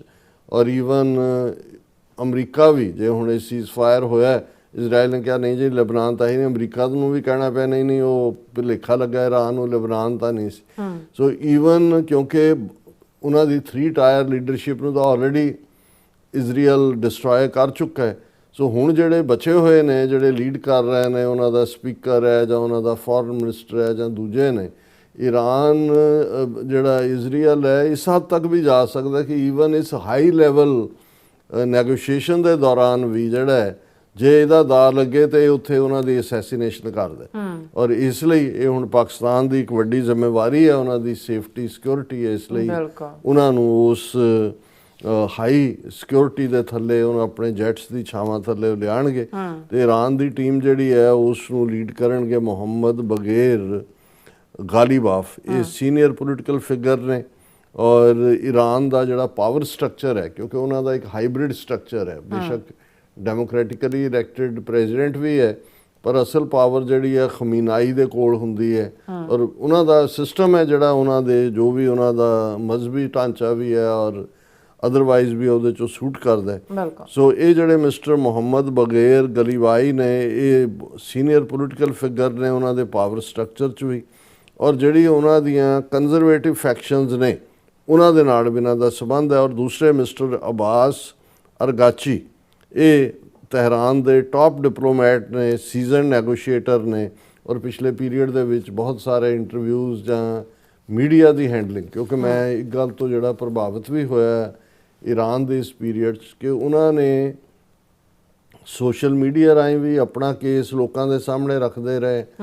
ਅਮਰੀਕਾ ਦੇ ਲੋਕਾਂ ਨੂੰ ਐਡਰੈਸ ਕਰਦਿਆਂ ਵੀ ਲੈਟਰ ਲਿਖਿਆ ਜਿਹਦੇ 'ਚ ਉਹਨਾਂ ਨੇ ਕਿਹਾ ਕਿ ਭਾਈ ਇਜ਼ਰਾਈਲ ਹਮਲਾਵਰ ਹੈ, ਅਸੀਂ ਅਮਰੀਕਨਾਂ ਦੇ ਬਿਲਕੁਲ ਖਿਲਾਫ ਨਹੀਂ ਹੈ, ਕੋਈ ਦੂਜਾ ਨਹੀਂ। ਔਰ ਫਿਰ ਈਰਾਨ ਦੀਆਂ ਐਮਬੈਸੀਆਂ, ਕੋਈ ਹੰਗਰੀ 'ਚ ਬੇਸਡ ਐਮਬੈਸੀ, ਕੋਈ ਕਿਤੇ ਉਹਨਾਂ ਨੇ ਆਪਣੇ ਕਿਤੇ ਕੋਈ ਮੀਮ ਬਣਾ ਕੇ ਪ੍ਰੀਚ ਕਰ ਰਹੇ ਨੇ, ਕਿਤੇ ਕੁਝ ਹੋਰ ਕਰ ਰਹੇ ਨੇ। ਸੋ ਓਵਰਆਲ ਵੀ ਇਸ ਸਾਰੇ 40 ਦਿਨਾਂ ਦੇ ਪੀਰੀਅਡ ਦੇ ਵਿੱਚ ਜਿੱਥੇ ਉਹਨਾਂ ਨੇ ਰੈਜ਼ਿਸਟ ਕੀਤਾ ਮਿਲੀਟੈਰਲੀ ਵੀ ਮੋਰਲੀ ਵੀ, ਲੋਕ ਵੀ ਸੜਕਾਂ ਦੇ ਉੱਤੇ ਨਿਕਲੇ, ਉੱਥੇ ਉਹਨਾਂ ਨੇ ਵਰਲਡ ਓਪੀਨੀਅਨ ਜਿਹੜਾ ਹੈ ਉਹ ਇਜ਼ਰਾਈਲ ਦੇ ਖਿਲਾਫ ਕਰਨ ਦੇ ਵਿੱਚ ਉਹਨਾਂ ਨੇ ਫੈਕਟ ਹੀ ਲਏ ਕੀਤੇ। ਔਰ ਗੱਲ ਵੀ ਠੀਕ ਹੈ ਕਿਉਂਕਿ ਇਹ ਧੱਕਾ ਤਾਂ ਇਜ਼ਰਾਈਲ ਨੇ ਹੀ ਕੀਤਾ ਇਹ ਸਾਰੇ ਦੇ ਵਿੱਚ। ਔਰ ਇਸ ਦੇ ਵਿੱਚ ਵੀ ਜਿਹੜੇ ਇਹ ਮਿਸਟਰ ਅਬਾਸ ਅਰਗਾਚੀ ਨੇ ਉਹਨਾਂ ਦਾ ਕਾਫੀ ਵੱਡਾ ਰੋਲ ਰਿਹਾ। ਔਰ ਇਹ ਜਿਹੜਾ ਇਸ ਜਿਹੜੀ ਡਿਸਕਸ਼ਨ ਹੈ ਜਦੋਂ ਅਸੀਂ ਉਹਨਾਂ ਦੇ ਇਹ ਫੋਰਨ ਮਿਨਿਸਟਰ ਅਬਾਸ ਉਹਨਾਂ ਦਾ ਇਹ ਪਾਰਟਿਸਿਪੇਸ਼ਨ ਵੀ ਦੇਖਦੇ ਕਿ ਇਹ ਇਮੀਡੀਏਟ ਸੀਜ਼ਫਾਇਰ ਮੈਕੈਨਿਕਸ ਤੋਂ ਨਿਕਲ ਕੇ ਬ੍ਰੌਡਰ ਸਟ੍ਰੈਟੇਜਿਕ ਇਸ਼ੂਜ਼ ਵੀ ਹੋਣਗੇ ਜਿਹਦੇ 'ਚ ਸੈਂਕਸ਼ਨਸ ਵੀ ਹੈ, ਨਿਊਕਲੀਅਰ ਪਾਲਿਸੀ ਵੀ ਹੈ, ਰੀਜਨਲ ਸਿਕਿਉਰਿਟੀ ਵੀ ਹੈ। ਈਰਾਨ ਨੇ ਕਿਹਾ ਕਿ ਵੀ ਗੱਲਬਾਤ 10 ਨੁਕਾਤੀ ਪ੍ਰੋਗਰਾਮ ਤੋਂ ਹੋਏਗੀ ਪਰ ਜਿਹੜੀ ਜਦੋਂ ਅਸੀਂ ਸ਼ੇਕੀ ਇਕੱਲਾ ਸੀਜ਼ਫਾਇਰ ਹੀ ਸ਼ੇਕੀ ਨਹੀਂ ਹੈ ਕਿਉਂਕਿ ਲੈਬਨਾਨ ਤੇ ਇਜ਼ਰਾਈਲ ਤਾਬੜਤੋੜ ਹਮਲੇ ਕਰ ਰਿਹਾ। ਅੱਜ ਜਦੋਂ ਪ੍ਰੈਜ਼ੀਡੈਂਟ ਟਰੰਪ ਕਹਿੰਦੇ ਨੇ ਕਿ ਈਰਾਨ ਨੂੰ ਆਪਣਾ ਐਨਰਿਚਡ ਯੂਰੇਨੀਅਮ ਜਿਹੜਾ ਜ਼ਮੀਨ ਦੇ ਵਿੱਚ ਹੈ ਉਹਨੂੰ ਡਿਗ ਕਰਕੇ ਜਿਹੜਾ ਅਸੀਂ ਸਾਡੇ ਹਵਾਲੇ ਕਰਨਾ ਪਏਗਾ। ਹੁਣ ਇਹ ਤਾਂ 10 ਨੁਕਾਤੀ ਪ੍ਰੋਗਰਾਮ ਦੇ ਵਿੱਚ ਤਾਂ ਈਰਾਨ ਦਾ ਇਹ ਹੈ ਵੀ ਅਸੀਂ ਰੱਖਣਾ ਉਹਨੂੰ ਯੂਰੇਨੀਅਮ ਨੂੰ। ਫਿਰ ਇਸੇ ਤਰ੍ਹਾਂ ਜਿਹੜਾ ਉਸ ਦੇ ਵਿੱਚ ਅੱਜ ਜਿਹੜੀ ਵਾਈਟ ਹਾਊਸ ਦੀ ਸਪੋਕਸਪਰਸਨ ਜਦੋਂ ਕੋਈ ਗੱਲ ਚੱਲੀ ਉਹਨਾਂ ਨੇ ਕਿਹਾ ਜੀ ਨਹੀਂ ਜਿਹੜਾ ਮੀਡੀਆ 'ਚ ਡਿਸਕਸ ਹੋ ਰਿਹਾ ਹੈ ਕਿ 10 ਨੁਕਾਤੀ ਪ੍ਰੋਗਰਾਮ ਜਿਹਦੇ ਤੇ ਅਸੀਂ ਐਗਰੀ ਹੋਏ ਹਾਂ ਇਹ ਹੋਰ ਹੈ, ਤੇ ਜਿਹੜਾ ਸਾਨੂੰ ਦਿੱਤਾ ਗਿਆ ਸੀ ਉਹ ਹੋਰ ਹੈ, ਔਰ ਇਹ ਜਿਹੜਾ ਇਹ ਹੈ ਜਿਹਦੇ ਬਾਰੇ ਕਿਹਾ ਇਹਨੂੰ ਅਸੀਂ ਜਿਹੜਾ we are throwing it in the dustbin. ਹਾਲਾਂ ਇਹਨੂੰ ਤੁਸੀਂ ਇਹ ਵੀ ਕਹਿ ਸਕਦੇ ਹੋ ਕਿ ਵੀ ਬਹੁਤ ਵਾਰ ਜਦੋਂ ਤੁਸੀਂ ਨੈਗੋਸ਼ੀਏਸ਼ਨ ਟੇਬਲ ਤੇ ਬਹਿਣਾ ਹੁੰਦਾ ਹੈ, ਇੱਕ ਪਾਸੇ ਤੁਸੀਂ ਮਿਲਟਰੀ ਮਾਈਟ ਆਪਣਾ ਪ੍ਰੂਵ ਕਰਦੇ ਹੋ ਕਿ ਵੀ ਫੌਜੀ ਤੌਰ ਤੇ ਤੁਸੀਂ ਬਹੁਤ ਤਾਕਤਵਰ ਹੋ, ਦੂਸਰਾ ਤੁਸੀਂ ਜਿਹੜਾ ਆਪਣਾ ਨੈਰੇਟਿਵ ਦੇ ਰਹੇ ਹੁੰਦੇ ਹੋ ਉਹ ਅਸਮਾਨਾਂ ਨੂੰ ਛੂਹਣ ਵਾਲਾ ਦੇ ਰਹੇ ਹੁੰਦੇ ਹੋ, ਫਿਰ ਤੁਸੀਂ ਹੌਲੀ ਹੌਲੀ ਥੱਲੇ ਆਉਂਦੇ ਹੋ, ਦੂਸਰਾ ਵੀ ਅਸਮਾਨਾਂ ਨੂੰ ਛੂਹਣ ਵਾਲਾ ਦੇ ਰਿਹਾ ਹੁੰਦਾ, ਔਰ ਫਿਰ ਉਸ ਦੇ ਉੱਤੇ ਕੋਈ ਗੁਫ਼ਤਗੂ ਹੁੰਦੀ ਹੈ। ਔਰ ਇਸ ਸਾਰੇ ਦੇ ਚਲਦੇ ਹੈ ਈਰਾਨ ਤਾਂ ਇਸ ਮਾਮਲੇ ਦੇ ਵਿੱਚ ਬਿਲਕੁਲ ਕਲੀਅਰ ਹੈ, ਔਰ ਪਾਕਿਸਤਾਨ ਦੇ ਵੱਲੋਂ ਜਿਹੜੀ ਇਹਨਾਂ ਡੈਲੀਗੇਸ਼ਨਸ ਦੀ ਜਿਹੜੀ ਉਸ ਨੂੰ ਨੈਗੋਸ਼ੀਏਸ਼ਨ ਨੂੰ ਤੋਰਿਆ ਜਾਏਗਾ, ਉਹ ਮਿਸਟਰ ਇਸ਼ਾਕ ਦਾਰ ਜਿਹੜੇ ਫੋਰਨ ਮਿਨਿਸਟਰ ਵੀ ਨੇ ਔਰ ਡਿਪਟੀ ਪ੍ਰਾਈਮ ਮਿਨਿਸਟਰ ਵੀ ਨੇ, ਔਰ ਇਸ ਸਾਰੇ ਦੇ ਉੱਤੇ ਜਿਹੜਾ ਪਾਕਿਸਤਾਨ ਦਾ ਪਿਵਟਲ ਰੋਲ ਹੈ, ਔਰ ਹੁਣ ਇਹ ਦੇਖਣਾ ਹੋਏਗਾ, ਇਹ ਚੈਲੰਜਿੰਗ ਹੈ। ਜਿਵੇਂ ਮੈਂ ਕਿਹਾ ਵੀ ਅਲਟਰਾ ਸਿਕਿਉਰ ਰੈੱਡ ਜ਼ੋਨ ਦੇ ਵਿੱਚ ਜਿਹੜਾ ਨਰਵ ਸੈਂਟਰ ਹੈ ਪਾਕਿਸਤਾਨ ਦੇ ਪੋਲੀਟੀਕਲ ਔਰ ਐਡਮਿਨਿਸਟ੍ਰੇਸ਼ਨ ਪਾਵਰ ਦਾ, ਔਰ ਇਸ ਏਰੀਆ ਦੇ ਵਿੱਚ ਇੱਕ ਲਗਜ਼ਰੀ ਹੋਟਲ ਹੈ ਰੈੱਡ ਜ਼ੋਨ ਦੇ ਵਿੱਚ, ਜਿਸ ਨੂੰ ਵੈਕੇਟ ਕਰਵਾ ਲਿਆ ਗਿਆ, ਔਰ ਜਿਵੇਂ ਮੈਂ ਕਿਹਾ ਵੀ ਉਹਨਾਂ ਦੇ ਅਸਮਾਨਾਂ ਦੀ ਵੀ ਪ੍ਰੋਟੈਕਸ਼ਨ, ਧਰਤੀ ਦੇ ਉੱਤੇ ਵੀ, ਔਰ ਇਸ ਨੂੰ ਜਿਹੜਾ ਹਰ ਲਿਹਾਜ਼ ਨਾਲ ਸੀਲ ਕੀਤਾ ਗਿਆ। ਮੈਂ ਕਿਤੇ ਖਬਰ ਇਹ ਵੀ ਦੇਖੀ ਹੈ ਸ਼ਾਇਦ 2 ਰੋਜ਼ਾ ਛੁੱਟੀ ਵੀ ਕੀਤੀ ਗਈ ਹੈ, ਕਨਫਰਮਡ ਨਹੀਂ ਹੈ, ਮੈਂ ਤੁਰੇ ਜਾਂਦੇ ਹੀ ਇਹ ਖਬਰ ਦੇਖੀ ਹੈ। ਔਰ ਇਹ ਜਿਹੜੀ ਹੁਣ ਟੌਪ ਟਾਇਰ ਲੀਡਰਸ਼ਿਪ ਹੈ ਦੋਨਾਂ ਸਾਈਡਾਂ ਦੀ, ਇਹ ਕਿਸ ਨਤੀਜੇ ਵੱਲ ਲੈ ਕੇ ਜਾਣਗੇ। ਹਾਲਾਂਕਿ ਮੈਨੂੰ ਲੱਗਦਾ ਕਿ ਵੀ ਪਹਿਲਾ ਦੌਰ ਜੇ ਠੀਕ ਰਿਹਾ ਜਿਹਦੇ 'ਚ ਕਿ ਵੀ ਵਿਲ ਟਾਕ ਅਗੇਨ ਹੋਇਆ, ਇਹ ਤਾਂ ਨਹੀਂ ਹੈ ਕੋਈ ਇਹ ਐਕਸਪੈਕਟ ਕਰੇ ਕਿ ਜੀ ਹੁਣ ਉਹ ਬੈਠੇ ਨੇ ਤਾਂ ਜਦੋਂ ਤੱਕ ਉੱਠਣਗੇ 2-4 ਦਿਨ ਦੇ ਬਾਅਦ ਉਦੋਂ ਹੋਏਗਾ ਜੀ ਹੋ ਗਿਆ, ਇਵੇਂ ਨਹੀਂ ਹੋਏਗਾ, ਇਹ ਕਾਫੀ ਪ੍ਰੋਲੋਂਗ ਹੋਏਗਾ, ਪ੍ਰੈਸ਼ਰ ਹੋਏਗਾ। ਔਰ ਜਿਵੇਂ ਅਸੀਂ ਕਿਹਾ ਵੀ ਸਭ ਤੋਂ ਵੱਡਾ ਜਿਹੜਾ ਸਪੋਇਲਰ ਹੈ ਉਹ ਇਜ਼ਰਾਈਲ ਹੋਏਗਾ, ਔਰ ਇਹ ਈਵਨ ਇਹਦੇ 'ਚ ਜਿਹੜੀ ਚੰਗੀ ਗੱਲ ਹੈ ਕਿ ਵੀ ਜਿਹੜਾ ਹੁਣ ਖਮੀਨਾਈ ਦਾ ਬੇਟਾ ਜਿਹੜਾ ਕਿ ਉਸ ਪੋਜੀਸ਼ਨ ਤੇ ਆਇਆ ਆਇਤੁੱਲਾ ਖਮੀਨਾਈ ਵਾਲੀ ਤੇ, ਉਹਨੇ ਆਪਣਾ, ਹਾਲਾਂ ਉਹ ਅਜੇ ਤੱਕ ਪਬਲਿਕ ਦੇ ਸਾਹਮਣੇ ਨਹੀਂ ਆਏ ਹੈ, ਉਹਨਾਂ ਨੇ ਆਪਣਾ ਜਿਹੜਾ ਮੈਸੇਜ ਦਿੱਤਾ ਹੈ ਰਿਟਨ ਮੈਸੇਜ ਉਹਨਾਂ ਦੇ ਈਰਾਨ ਦੇ ਟੀਵੀ ਚੈਨਲ ਤੇ ਪੜ੍ਹਿਆ ਗਿਆ, ਉਹਦੇ 'ਚ ਉਹਨਾਂ ਨੇ ਕਿਹਾ ਕਿ ਵੀ ਅਸੀਂ ਜਿਹੜਾ we did not seek war and we didn't want it. ਇਹ ਮੁਜਤਬਾ ਖਮੀਨਾਈ ਉਹਨਾਂ ਦਾ ਨਾਂ ਹੈ, ਉਹਨਾਂ ਨੇ ਇਹ ਕਿਹਾ ਕਿ ਭਾਈ ਅਸੀਂ ਜਿਹੜਾ ਨਾ ਹੀ ਜੰਗ ਚਾਹੁੰਦੇ ਹਾਂ ਔਰ ਅਸੀਂ ਨਾ ਹੀ ਜਿਹੜਾ ਇਸ ਦੀ ਸ਼ੁਰੂਆਤ ਕੀਤੀ, ਪਰ ਨਾਲ ਦੀ ਨਾਲ ਉਹਨਾਂ ਨੇ ਇਹ ਵੀ ਕਿਹਾ ਕਿ ਭਾਈ ਅਸੀਂ ਇਹ ਵੀ ਦੱਸ ਦੇਣਾ ਚਾਹੁੰਦੇ ਹਾਂ but we will not renounce our legitimate rights under any circumstances and in this respect we consider the entire resistance front as a whole, ਕਿ ਵੀ ਅਸੀਂ ਆਪਣੇ ਹੱਕ ਕਿਸੇ ਵੀ ਹਾਲਾਤ ਦੇ ਵਿੱਚ ਨਹੀਂ ਛੱਡਾਂਗੇ। ਜਦੋਂ ਕਿ ਅਸੀਂ, ਮੈਂ ਪਹਿਲਾਂ ਹੀ ਕਿਹਾ ਕਿ ਵੀ ਇਸ ਦੇ ਉੱਤੇ ਉਹਨਾਂ ਨੇ, ਪ੍ਰੈਜ਼ੀਡੈਂਟ ਟਰੰਪ ਨੇ ਕਿਹਾ ਵੀ ਅਸੀਂ ਜਿਹੜਾ ਉਹ ਐਨਰਿਚਡ ਯੂਰੇਨੀਅਮ ਈਰਾਨ ਨੂੰ ਛੱਡਣਾ ਪਏਗਾ, ਔਰ ਨੇਤਨਯਾਹੂ ਇਜ਼ਰਾਈਲ ਕੀ ਕਰੇਗਾ। ਈਵਨ ਸਪੇਨ ਦਾ ਪ੍ਰਾਈਮ ਮਿਨਿਸਟਰ ਬੜਾ ਖੁੱਲ੍ਹ ਕੇ PM ਪੈਡਰੋ ਸੈਂਚੇਜ਼ ਨੇ ਕਿਹਾ Netanyahu's contempt for life and international law intolerable, ਕਿ ਵੀ ਨੇਤਨਯਾਹੂ ਨੂੰ ਜਿਵੇਂ ਜ਼ਿੰਦਗੀਆਂ ਤੋਂ ਨਫ਼ਰਤ ਹੈ, ਜਿਵੇਂ ਉਹ 70 ਵਿਛਾਉਂਦਾ ਹੈ ਉਸ 'ਚੋਂ ਪਲੇਜ਼ਰ ਲੈਂਦਾ, ਔਰ ਉਹਨੇ ਕਿਹਾ ਕਿ ਉਹਨੇ ਇੰਟਰਨੈਸ਼ਨਲ ਲਾਅ ਦੀਆਂ ਧੱਜੀਆਂ ਉਡਾਈਆਂ ਨੇ। ਹੁਣ ਇਹ ਸਾਰੇ ਦੇ ਚਲਦੇ ਆ ਪ੍ਰੈਜ਼ੀਡੈਂਟ ਟਰੰਪ ਆਪਣਾ ਗੁੱਸਾ ਨੈਟੋ 'ਤੇ ਵੀ ਕੱਢ ਰਹੇ ਨੇ, ਉਹਨਾਂ ਦਾ ਨੈਟੋ ਦਾ ਚੀਫ ਆਇਆ ਹੋਇਆ ਸੀ, ਉਹਨੂੰ ਉਹਨਾਂ ਨੇ ਕਲੋਜ਼ ਡੋਰ ਮੀਟਿੰਗ ਕੀਤੀ ਹੈ, ਪਰ ਉਹ ਇਹ ਤਾਂ ਨਹੀਂ ਕਿਹਾ ਕਿ ਵੀ ਮੈਂ ਹੁਣ ਨੈਟੋ ਤੋਂ ਬਾਹਰ ਆ ਰਿਹਾ, ਹਾਲਾਂ ਕਹਿ ਤਾਂ ਹੋ ਰਹੇ ਨੇ, ਪਰ ਨਾਲ ਦੀ ਨਾਲ ਉਹਨਾਂ ਨੇ ਇਹ ਗੱਲ ਕਹੀ ਹੈ ਕਿ ਭਾਈ ਇਹ ਮੈਂ ਪਨਿਸ਼ ਕਰਾਂਗਾ ਉਹਨਾਂ ਨੈਟੋ ਦੇ ਮੁਲਕਾਂ ਨੂੰ ਜਿਨ੍ਹਾਂ ਨੇ ਇਸ ਈਰਾਨ ਕ੍ਰਾਈਸਿਸ ਵੇਲੇ ਅਮਰੀਕਾ ਦਾ ਸਾਥ ਨਹੀਂ ਦਿੱਤਾ। ਔਰ ਹੁਣ ਵੱਡੀ ਗੱਲ ਇਹ ਹੋਏਗੀ ਜਦੋਂ ਇਹ ਨੈਗੋਸ਼ੀਏਸ਼ਨ ਸ਼ੁਰੂ ਹੋਈ, ਕਿਉਂਕਿ ਲਬਨਾਨ 'ਚ ਇਜ਼ਰਾਈਲ ਨੇ ਵਾਇਓਲੇਟ ਕੀਤਾ ਸੀਜ਼ਫਾਇਰ, ਤੇ ਈਰਾਨ ਨੇ ਜਿਹੜੀ ਸਟ੍ਰੇਟ ਆਫ ਹਾਰਮਿਊਜ਼ ਹੈ ਉਹਨੂੰ ਫਿਰ ਬੰਦ ਕਰ ਦਿੱਤਾ। ਹੁਣ ਜਿਹੜੀ ਪ੍ਰੈਜ਼ੀਡੈਂਟ ਟਰੰਪ ਦੀ ਸੀ ਕਿ ਵੀ ਜਿੰਨੀ ਦੇਰ ਇਹ ਨੈਗੋਸ਼ੀਏਸ਼ਨ 2 ਹਫ਼ਤੇ ਦੀ ਸੀਜ਼ਫਾਇਰ ਆ ਉਹ ਖੁੱਲ੍ਹੀ ਰਹੇਗੀ। ਸੋ ਦੇਖੋ ਅਗਲੇ 24 ਘੰਟਿਆਂ ਦੇ ਵਿੱਚ ਕੀ ਵਾਪਰਦਾ ਹੈ। ਆਲਰੇਡੀ ਗੱਲਬਾਤ ਦੀਆਂ ਤਿਆਰੀਆਂ, ਡੈਲੀਗੇਸ਼ਨਸ ਦੀ ਆਮਦ ਔਰ ਏਜੰਡਾ ਤੈਅ ਹੋ ਰਿਹਾ। ਸੋ ਜਿਵੇਂ ਤੁਸੀਂ ਕਿਹਾ ਹੀ ਹੈ ਕਿ ਭਾਈ ਅਸੀਂ ਅਰਦਾਸ ਕਰ ਸਕਦੇ ਹਾਂ, ਦੁਆ ਕਰਦੇ ਹਾਂ ਵਾਹਿਗੁਰੂ ਦੇ ਅੱਗੇ, ਅੱਲਾਹ ਤਾਲਾ ਦੇ ਸਾਹਮਣੇ ਕਿ ਇਹ ਇੱਕ ਜਿਹੜਾ ਅਸਥਾਈ ਟੈਂਪਰੇਰੀ ਸੀਜ਼ਫਾਇਰ ਹੈ ਇਹ ਪਰਮਾਨੈਂਟ 'ਚ ਕਨਵਰਟ ਹੋਏ ਔਰ ਅਮਨ ਸਮਝੌਤਾ ਹੋਏ ਤਾਂ ਕਿ ਸਾਡੇ ਖਿੱਤੇ ਦੇ ਵਿੱਚ ਜਿਹੜਾ ਬੇਲੋੜਾ ਬਲੱਡ ਸ਼ੈਡ ਹੈ, ਬੇਲੋੜੀਆਂ ਲੋਕਾਂ ਦੀਆਂ ਤਕਲੀਫਾਂ ਨੇ ਔਰ ਉਹਨਾਂ ਦੇ ਵਿੱਚ ਜਿਹੜਾ ਹੈ ਉਹ ਕਮੀ ਆਏ ਔਰ ਇਹ ਅਰਦਾਸ ਕਰਦੇ ਹਾਂ ਅਸੀਂ ਰੱਬ ਦੇ ਅੱਗੇ। ਜੀ ਰਾਜ ਸਾਹਿਬ, ਤੁਹਾਡਾ ਬਹੁਤ ਬਹੁਤ ਸ਼ੁਕਰੀਆ। ਸੌ ਲੈਣੇ ਬ੍ਰੇਕ ਔਰ ਬ੍ਰੇਕ ਤੇ ਜਾਣ ਤੋਂ ਪਹਿਲਾਂ ਅਸੀਂ ਦਰਸ਼ਕਾਂ ਤੇ ਸਰੋਤਿਆਂ ਨੂੰ ਅਪੀਲ ਤੇ ਬੇਨਤੀ ਕਰ ਦਈਏ ਵਿਊਅਰਸ, ਜਿਸ ਤਰ੍ਹਾਂ ਤੁਸੀਂ ਜਾਣਦੇ ਹੋ ਕਿ TV 84 ਹੱਕ ਸੱਚ ਇਨਸਾਫ ਦੀ ਆਵਾਜ਼ ਬੁਲੰਦ ਕਰ ਰਿਹਾ ਹੈ। ਇਹ ਆਵਾਜ਼ ਤੁਹਾਡੇ ਪਿਆਰ ਸਦਕਾ, ਤੁਹਾਡੇ ਵਿਸ਼ਵਾਸ ਸਦਕਾ, ਤੁਹਾਡੇ ਡੋਨੇਸ਼ਨ ਸਦਕਾ ਹੀ ਹੋ ਸਕਦੀ ਹੈ। ਸੋ ਅਸੀਂ ਚਾਹਾਂਗੇ ਕਿ ਤੁਸੀਂ TV 84 ਦੀ ਚੜ੍ਹਦੀ ਕਲਾ ਲਈ ਵੱਧ ਤੋਂ ਵੱਧ ਡੋਨੇਟ ਕਰੋ। ਡੋਨੇਟ ਕਰਨ ਲਈ ਸਾਡੀ ਵੈਬਸਾਈਟ TV84.tv ਤੇ ਜਾ ਕੇ ਪੇਪਲ ਦੀ ਵਰਤੋਂ ਕਰਕੇ ਵਨ ਟਾਈਮ ਡੋਨੇਟ ਕਰ ਸਕਦੇ ਹੋ, ਮੰਥਲੀ ਡੋਨੇਟ ਵੀ ਕਰ ਸਕਦੇ ਹੋ। ਤੁਸੀਂ TV 84 ਦੇ ਨਾਮ ਤੇ ਚੈੱਕ ਬਣਾ ਕੇ ਸਾਨੂੰ ਮੇਲ ਵੀ ਕਰ ਸਕਦੇ ਹੋ ਸਾਡੇ ਇਸ ਪਤੇ ਤੇ 36-01 37th Avenue, Long Island City, New York 11101 USA, ਜਾਂ ਫਿਰ ਤੁਸੀਂ ਸਾਨੂੰ ਫੋਨ ਰਾਹੀਂ ਵੀ ਸੰਪਰਕ ਕਰ ਸਕਦੇ ਹੋ 5166198984। ਤੁਸੀਂ ਸਾਨੂੰ ਈਮੇਲ ਵੀ ਕਰ ਸਕਦੇ ਹੋ info@tv84.tv ਤੇ। ਅਸੀਂ ਤੁਹਾਡੇ ਤਹਿ ਦਿਲ ਤੋਂ ਸ਼ੁਕਰਗੁਜ਼ਾਰ ਹੋਵਾਂਗੇ। ਇਸ ਵਕਤ ਲੈਣੇ ਬ੍ਰੇਕ। ਵਿਊਅਰਸ, ਤੁਸੀਂ ਸਾਨੂੰ ਇਸੇ ਤਰ੍ਹਾਂ ਬਣੇ ਰਹਿਣਾ। ਮਿਲਦੇ ਆਫਟਰ ਦਿਸ ਸ਼ਾਰਟ ਬ੍ਰੇਕ।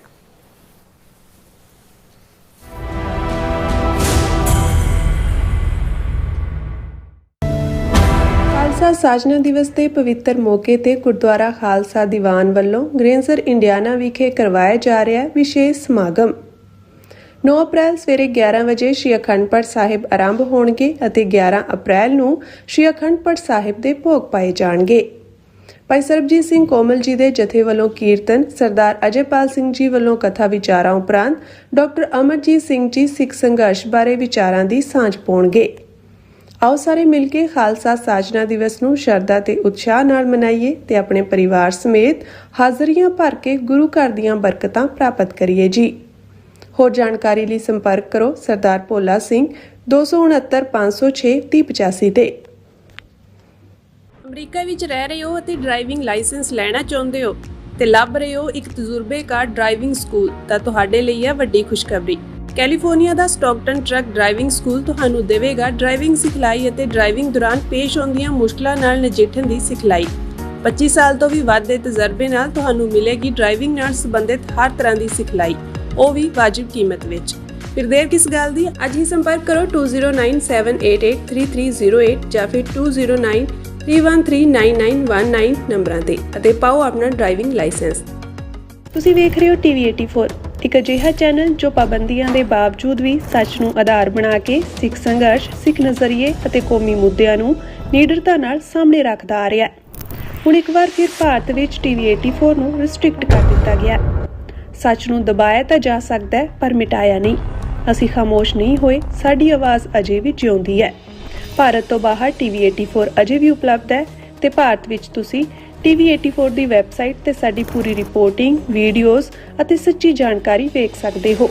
ਤਾਂ ਅੱਜ ਹੀ ਜੁੜੋ TV 84 ਦੀ ਵੈਬਸਾਈਟ ਦੇ ਨਾਲ, ਸਾਨੂੰ ਸਹਿਯੋਗ ਦਿਓ ਅਤੇ ਸੱਚ ਨਾਲ ਜੁੜੇ ਰਹੋ। TV 84 ਸੱਚ ਦੀ ਆਵਾਜ਼।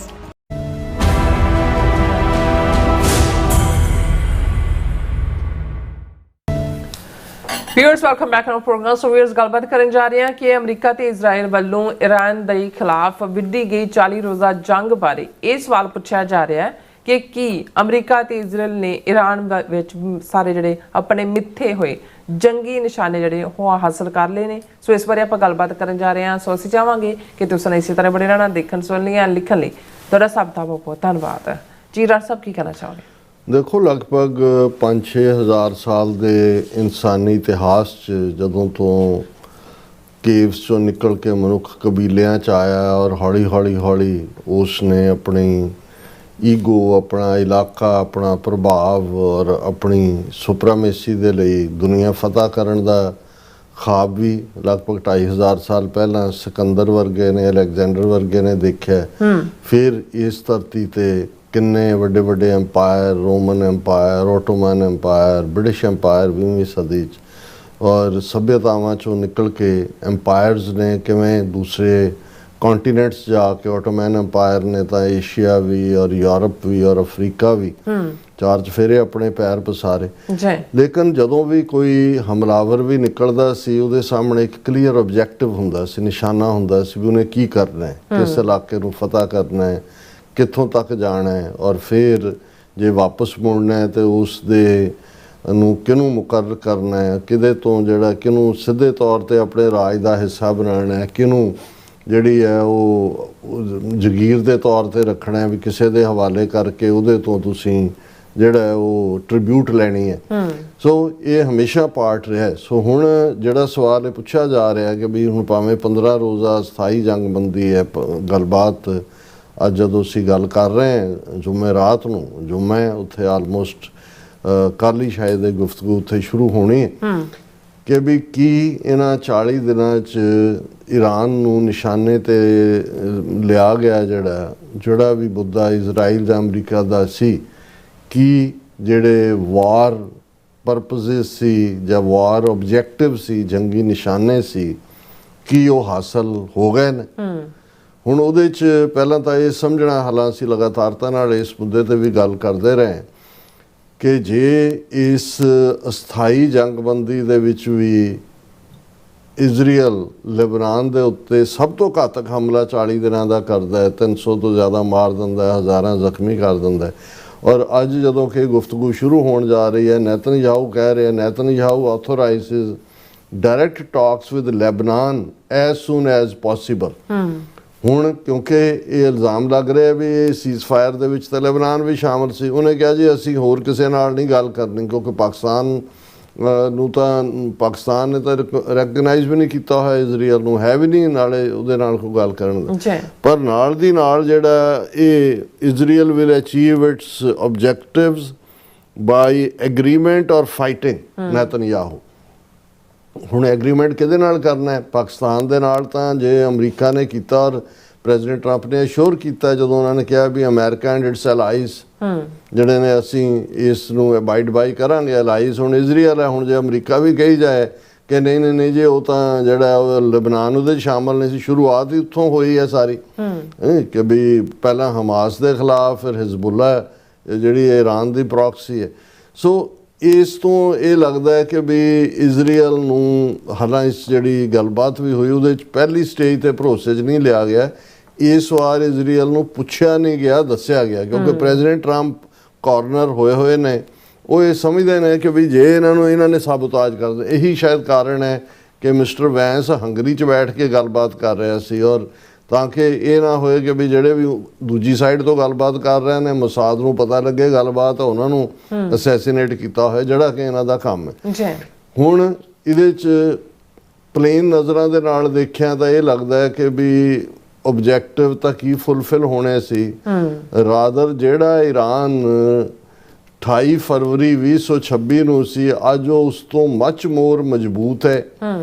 ਉਸ ਨੇ ਹਰਟ ਕੀਤਾ ਅਮਰੀਕਨ ਜਿਹੜੀ ਹੈ ਉਹ ਸੁਪਰਾਮੇਸੀ ਨੂੰ ਵੀ, ਔਰ ਇਕਨੋਮਿਕਲੀ ਵੀ ਕਿੱਥੇ ਤੇ ਆਰਥਿਕ ਪਾਬੰਦੀਆਂ ਲਾ ਕੇ ਈਰਾਨ ਨੂੰ ਪਿਛਲੇ 47 ਸਾਲਾਂ ਤੋਂ ਜਿਹੜਾ ਉਹ ਖੁੰਝੇ ਲਾਇਆ ਹੋਇਆ ਸੀ, ਕਿੱਥੇ ਅੱਜ ਉਹ ਕਿਉਂਕਿ ਜਿਹੜਾ ਸਟੇਟ ਆਫ ਹਾਰਮੂਜ਼ ਦੇ ਉੱਤੇ ਉਹਦਾ ਕਬਜ਼ਾ ਹੋਣਾ ਹੈ ਔਰ ਟੈਕਸ ਲਾ ਦੇਣਾ ਕਿ ਵੀ ਇੰਨਾ ਦਿਓਗੇ ਤੇ ਦੀ ਛੋਟ ਰਸ਼ੀਅਨ ਆਇਲ ਦੀ ਵੀ, ਈਰਾਨ ਦੇ ਆਇਲ ਨੂੰ ਵੀ, ਔਰ ਇੱਕ ਅੰਦਾਜ਼ੇ ਮੁਤਾਬਕ $2 ਬਿਲੀਅਨ ਤੋਂ ਜ਼ਿਆਦਾ ਦਾ ਅਮਾਊਂਟ ਜਿਹੜਾ ਹੈ ਉਹ ਈਰਾਨ ਨੇ ਇਕੱਠਾ ਕੀਤਾ। ਔਰ ਹੁਣ ਉਹ ਪਰਮਾਨੈਂਟਲੀ ਉਹ ਕਹਿ ਰਿਹਾ ਵੀ ਜਿਹੜਾ ਅਸੀਂ ਪੱਕੇ ਤੌਰ ਦੇ ਉੱਤੇ ਸਟੇਟ ਆਫ ਹਾਰਮੂਜ਼ ਦੇ ਉੱਤੇ ਹੁਣ ਜੋ ਸਾਡਾ ਨੁਕਸਾਨ ਕੀਤਾ ਅਸੀਂ ਉਹਦੀ ਭਰਪਾਈ ਇਹੀ ਕਰਨੀ ਹੈ ਕਿ ਇੱਥੋਂ ਲੰਘਣ ਵਾਲਾ ਹਰ ਸ਼ਿਪ ਜਿਹੜਾ ਹੈ ਉਹ ਇੰਨਾ ਜਿਹੜਾ ਉਹ ਐਕਸਟਰਾ ਜਿਹੜਾ ਉਹ ਟੋਲ ਦੇਗਾ। ਹੁਣ ਮਕਸਦ ਜਦੋਂ ਇਜ਼ਰਾਈਲ ਨੂੰ ਟਾਰਗੇਟ ਕੀਤਾ ਗਿਆ ਉਹ ਤਾਂ ਇਹੀ ਸੀ ਕਿ ਜੀ ਪਹਿਲੀ ਸਟੇਜ ਤੇ ਜਿਹੜੀ ਨੈਗੋਸ਼ੀਏਸ਼ਨ ਟੁੱਟੀ ਜੂਨ 2025 12 ਰੋਜ਼ਾ ਜੰਗ ਜਿਹੜੀ ਇਜ਼ਰਾਈਲ ਨੇ ਵਿੱਢੀ ਸੀ ਕਿ ਜੀ ਉਹਦੇ ਕੋਲ ਐਨਰਿਚਡ ਨਿਊਕਲੀਅਰ ਐਨਰਿਚਡ ਯੂਰੇਨੀਅਮ ਹੈ, ਉਹ ਆਲਮੋਸਟ ਜੀ ਉਹਦੇ ਕੋਲ 2 ਹਫ਼ਤੇ ਦੇ ਵਿੱਚ ਉਹ ਨਿਊਕਲੀਅਰ ਬੰਬ, ਇਹ 2 ਹਫ਼ਤੇ ਵਾਲੀ ਗੱਲ ਵੈਸੇ ਪਿਛਲੇ 40 ਸਾਲਾਂ ਤੋਂ ਹੀ ਕਹੀ ਜਾ ਰਹੀ ਹੈ ਕਿ ਉਹ ਬਣਾ ਸਕਦਾ ਹੈ ਔਰ ਅਸੀਂ ਜਿਹੜਾ ਉਹਨੂੰ ਡਿਸਟਰੋਏ। ਔਰ ਇਹ president Trump the on ਰੈਕਡ statements ਨੇ 12 ਰੋਜ਼ਾ ਜੰਗ ਤੋਂ ਬਾਅਦ ਕਿ ਵੀ ਅਸੀਂ ਉਹਨਾਂ ਦਾ ਸਭ ਕੁਝ ਧਰਤੀ 'ਚ ਦਫਨ ਕਰ ਦਿੱਤਾ ਹੈ ਔਰ ਅਸੀਂ ਡਿਸਟਰੋਏ ਕਰ ਦਿੱਤੀ ਹੈ ਉਹਨਾਂ ਦੀ ਕੋਈ ਵੀ ਕੈਪੈਸਿਟੀ ਜਾਂ ਦੂਜੀ ਦੀ, ਜਿਹੜੀ ਕਿ ਗੱਲ ਬਹੁਤ ਹੀ ਠੀਕ ਨਹੀਂ ਸੀ। ਇਸ ਲਈ ਦੁਬਾਰਾ 28 ਫਰਵਰੀ ਤੋਂ ਸ਼ੁਰੂਆਤ ਹੋਈ। ਹੁਣ ਅੱਜ ਵੀ ਹਾਲਾਤ ਇਹ ਨੇ ਕਿ ਭਾਈ ਉਹੀ ਪਾਰਟ, ਜੇ ਹੁਣ ਪ੍ਰੈਜ਼ੀਡੈਂਟ ਟਰੰਪ ਕਹਿੰਦੇ ਨੇ ਕਿ ਇਜ਼ਰਾਈਲ ਨੂੰ ਈਰਾਨ ਨੂੰ ਆਪਣਾ ਐਨਰਿਚ ਯੂਰੇਨੀਅਮ ਸਰੈਂਡਰ ਕਰਨਾ ਪਏਗਾ, ਇਹਦਾ ਮਤਲਬ ਹੈ 40 ਦਿਨਾਂ ਬਾਅਦ ਵੀ ਜਿਹੜਾ ਇੱਕ ਆਬਜੈਕਟਿਵ ਇਹ ਵੀ ਦੱਸਿਆ ਜਾ ਰਿਹਾ ਸੀ ਕਿ ਜਾ ਕੇ ਜ਼ਮੀਨੀ ਫੌਜਾਂ ਉਹਨੂੰ ਇਸ ਕਿਸਮ ਦਾ ਇਕਵਿਪਮੈਂਟ ਔਰ ਦੂਸਰਾ ਹੈਗਾ ਉਹਨੂੰ ਯੂਰੇਨੀਅਮ ਨੂੰ ਕੱਢ ਕੇ ਲਿਆਣਗੇ। ਫਿਰ ਜਦੋਂ 12 ਰੋਜ਼ਾ ਜੰਗ ਦੇ ਵਿੱਚ ਈਰਾਨ ਦੀਆਂ ਮਿਜ਼ਾਈਲਾਂ ਨੇ ਤਬਾਹੀ ਕੀਤੀ ਇਜ਼ਰਾਈਲ ਦੇ ਵਿੱਚ, ਤੇ ਉਹਨਾਂ ਨੇ ਇਹ ਵੀ ਸ਼ਾਮਲ ਕਰ ਲਿਆ ਕਿ ਜੀ ਕਰੂਜ਼ ਔਰ ਬੈਲਿਸਟਿਕ ਮਿਸਾਈਲਸ ਇਹ ਵੀ ਜਿਹੜੀ ਔਰ ਉਹਨਾਂ ਦੀ ਡਰੋਨ ਬਣਾਉਣ ਦੀ ਕੈਪੈਸਿਟੀ ਨੂੰ ਵੀ ਅਸੀਂ ਡੀਕੈਪੈਸੀਟੇਟ ਕਰਨਾ। ਹੁਣ ਈਵਨ ਇੱਕ ਖੁਫੀਆ ਰਿਪੋਰਟ ਜਿਹੜੀ ਵਾਈਟ ਹਾਊਸ ਤੋਂ ਲੀਕ ਹੋਈ ਉਹਦੇ 'ਚ ਇਹ ਵੀ ਅੱਜ ਵੀ ਇਜ਼ਰਾਈਲ ਇਹਦੇ ਕੋਲ ਈਰਾਨ ਕੋਲ 40 ਦਿਨਾਂ ਬਾਅਦ ਵੀ ਅੱਧੇ ਤੋਂ ਜ਼ਿਆਦਾ ਉਹਨਾਂ ਦਾ ਜਿਹੜਾ ਮਿਸਾਈਲ ਸਟਾਕ ਹੈ ਔਰ ਡਰੋਨ ਨੇ ਉਹ ਉਹਨਾਂ ਦੇ ਕੋਲ ਮਹਿਫੂਜ਼ ਪਏ ਨੇ, ਔਰ ਉਹਨਾਂ ਦੀ ਜਿਹੜੀ ਹੈ ਉਹਨਾਂ ਨੇ ਕਿਉਂਕਿ ਇੰਡੀਜਨਸ ਮੈਨੂਫੈਕਚਰਿੰਗ ਕੈਪੈਸਿਟੀ ਹੈਗੀ ਹੈ। ਸੋ ਇਹ ਵੀ ਗੱਲ ਰਾਦਰ ਅਜੇ ਤਾਂ ਉਹ ਜਿਹੜੀ ਆ ਹਾਈਪਰਬੋਲਿਕ ਜਿਹੜੀਆਂ ਮਿਸਾਈਲਸ ਨਹੀਂ ਇਸਤੇਮਾਲ ਹੋਈਆਂ ਕਿਉਂਕਿ ਈਰਾਨ ਬੜਾ ਰਿਸਟ੍ਰੇਨ ਦੇ ਨਾਲ ਉਹਨੇ ਆਪਣੇ ਹਥਿਆਰ ਵਰਤੇ ਨੇ। ਥਰਡਲੀ ਇਹ ਉਹਨਾਂ ਨੇ ਸੋਚਿਆ ਵੀ ਨਹੀਂ ਸੀ ਕਿ ਵੀ ਅਮਰੀਕਾ ਨੂੰ ਆਪਣੇ ਅੱਡੇ ਉੱਥੋਂ ਚੁੱਕਣ ਤੱਕ ਦਾ 10 ਨੁਕਾਤੀ ਪ੍ਰੋਗਰਾਮ ਸ਼ਾਮਲ ਜਿਹੜਾ ਉਹ ਨੁਕਤਾ ਸ਼ਾਮਲ ਹੋਏਗਾ, ਕਿਉਂਕਿ ਈਰਾਨ ਨੇ ਜਿਹੜੇ ਅਮਰੀਕਾ ਨੇ ਉਹਨਾਂ ਨੂੰ ਜਿਹੜਾ ਮਹਿਫੂਜ਼ ਰੱਖਣ ਦਾ ਐਗਰੀਮੈਂਟ ਸੀ ਉਹਨਾਂ ਦੇ ਨਾਲ, ਉਹ UAE ਹੋਏ, ਉਹ ਸਾਊਦੀ ਅਰੇਬੀਆ ਹੋਏ, ਉਹ ਕਤਰ ਹੋਏ, ਉਹ ਉਹਦੇ 'ਚ ਵੀ ਜਿਹੜੀ ਰਾਦਰ ਨਾਕਾਮਯਾਬੀ ਹੋਈ ਔਰ ਈਰਾਨ ਦੇ ਸਾਹਮਣੇ ਉਹ ਸਿਟਿੰਗ ਡਕਸ ਨੇ ਜੀ। ਔਰ ਇੰਟਰਨੈਸ਼ਨਲੀ ਜਿਹੜੀ ਇਸ ਜੰਗ ਨੂੰ ਸਪੋਰਟ ਨਹੀਂ ਮਿਲੀ ਕਿਉਂਕਿ ਬਹੁਤਿਆਂ ਨੂੰ ਲੱਗਾ ਕਿ ਵੀ ਇਜ਼ਰਾਈਲ ਨੇ ਇੰਟਰਨੈਸ਼ਨਲ ਲਾਅ ਵੀ ਫਲਾਊਟ ਕੀਤਾ ਹੈ ਤੇ ਅਦਰਵਾਈਜ਼ ਵੀ ਸਾਰਾ ਕੀਤਾ। ਸੋ ਕੁੱਲ ਮਿਲਾ ਕੇ ਜੇ ਕਹਿਣਾ ਹੋਏ ਔਰ ਪੋਪੂਲਰ ਵੋਟ ਜਿਹੜਾ ਪਬਲਿਕ ਓਪੀਨੀਅਨ ਹੈ, ਈਵਨ ਪ੍ਰੈਜ਼ੀਡੈਂਟ ਟਰੰਪ ਦਾ ਆਪਣਾ ਖੈਮਾ ਮਾਗਾ ਦਾ ਜਿਹੜੇ ਟਕਰ ਕਾਰਲਸਨ ਵਰਗੇ ਲੋਕ ਔਰ ਕਿੰਨੇ ਹੋਰ ਲੋਕ ਜੀ, ਕਿਉਂਕਿ ਹਰ ਇੱਕ ਨੂੰ ਸਮਝ ਆਈ ਵੀ ਇਹ ਸਾਡੀ ਜੰਗ ਨਹੀਂ ਹੈ, ਨੂੰ ਸਾਨੂੰ ਇਹਦੇ 'ਚ ਥਰੋ ਕੀਤਾ ਗਿਆ। ਹੁਣ ਇਹ ਸਾਰੇ ਜਿਹੜੇ ਨੇ ਕਿਉਂਕਿ ਮੈਂ ਅੱਡ ਸੋਰਸਿਸ ਰਾਹੀਂ ਜਿਹੜੀ ਵੀ ਜਾਣਕਾਰੀ ਹੈ ਉਸ ਨੂੰ ਮੈਂ ਜਿਹੜਾ ਉਹ ਐਨਾਲਾਈਜ਼ ਕਰਦਾ।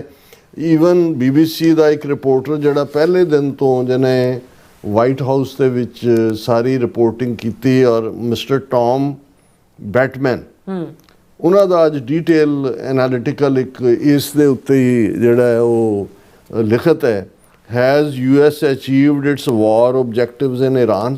ਸਵਾਲੀਆ ਨਿਸ਼ਾਨ।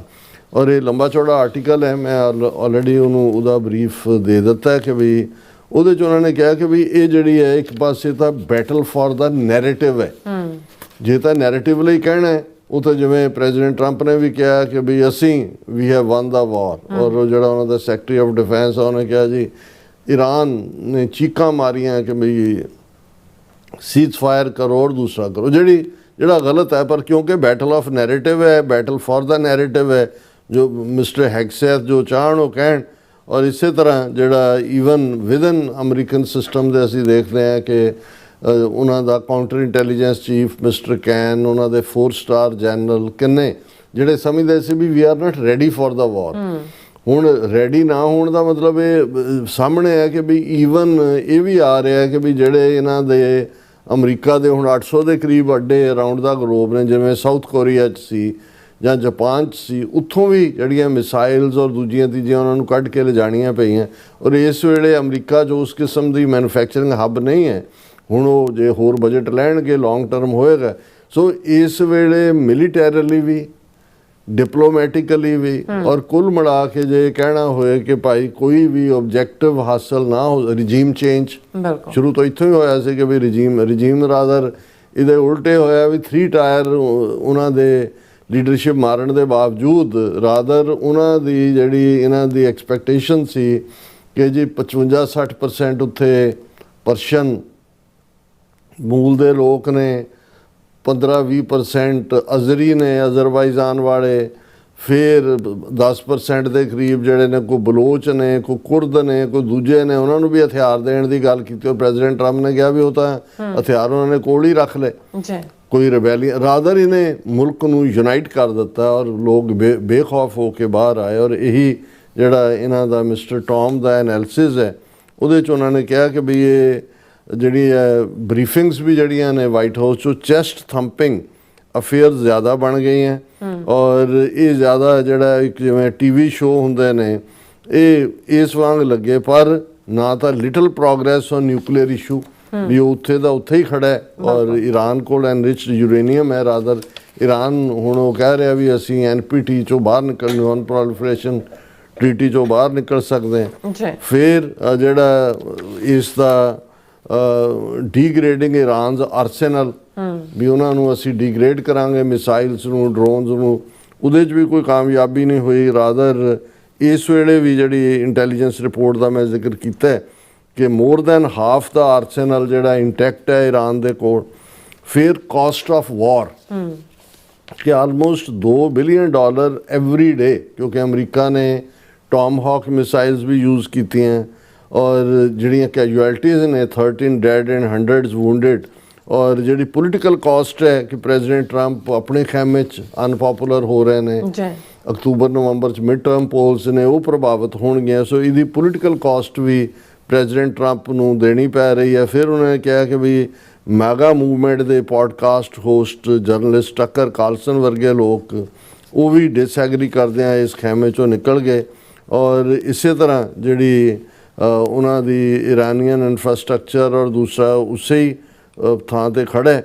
ਔਰ ਉਹਦੇ 'ਚ ਉਹਨਾਂ ਨੇ ਕਿਹਾ ਵੀ ਜਿਵੇਂ ਕਾਂਗਰਸ ਵੂਮਨ ਵੀ ਮੈਜੋਰਟੀ ਟੇਲਰ ਨੇ, ਉਹਨਾਂ ਨੇ ਕਿਹਾ ਕਿ ਵੀ ਜਿਹੜੀ ਇੱਕ ਵੱਡੀ ਚੀਅਰ ਲੀਡਰ ਸੀ ਮੈਗਾ ਦੀ, ਉਹ ਕਿਹਾ this is not making America great again, this is evil, these fractures show few signs of healing within Trump's movement। ਕਿ ਵੀ ਵਿਦਨ ਜਿਹੜੇ ਸੀ ਉਹ ਵੀ ਆ ਕੇ ਵਿਰੋਧ ਖਲੋ ਗਏ। ਫਿਰ ਜਿਹੜਾ ਪਹਿਲਾ ਟੋਮਹੌਕ ਮਿਸਾਈਲ ਸਕੂਲ ਦੇ ਉੱਤੇ ਜਾ ਕੇ ਡਿੱਗੀ, ਜਿਸ ਦੇ ਵਿੱਚ 172 ਦੇ ਕਰੀਬ 6 ਤੋਂ 12 ਸਾਲ ਦੀਆਂ ਬੱਚੀਆਂ ਔਰ ਉਹਨਾਂ ਦੇ ਟੀਚਰ ਮਾਰੇ ਗਏ, ਜਿਹਦਾ ਜ਼ਾਹਰ ਹੈ ਜਿਹੜੀ ਟੋਮਹੌਕ ਅਮਰੀਕਾ ਦੀ, ਈਵਨ ਅਮਰੀਕਾ ਦੀ ਫੌਜ ਵੀ ਉਹਦੀ ਇਨਵੈਸਟੀਗੇਸ਼ਨ ਕਰ ਰਹੀ ਹੈ। ਸੋ ਇਹ ਆਪਣੇ ਆਪ ਦੇ ਵਿੱਚ ਇਹਦਾ ਕਹਿਣਾ ਹੈ ਰਿਪੋਰਟਰ ਦਾ ਕਿ ਵੀ ਇਹ ਇੱਕ ਵੱਡਾ ਕਲੰਕ ਹੈ।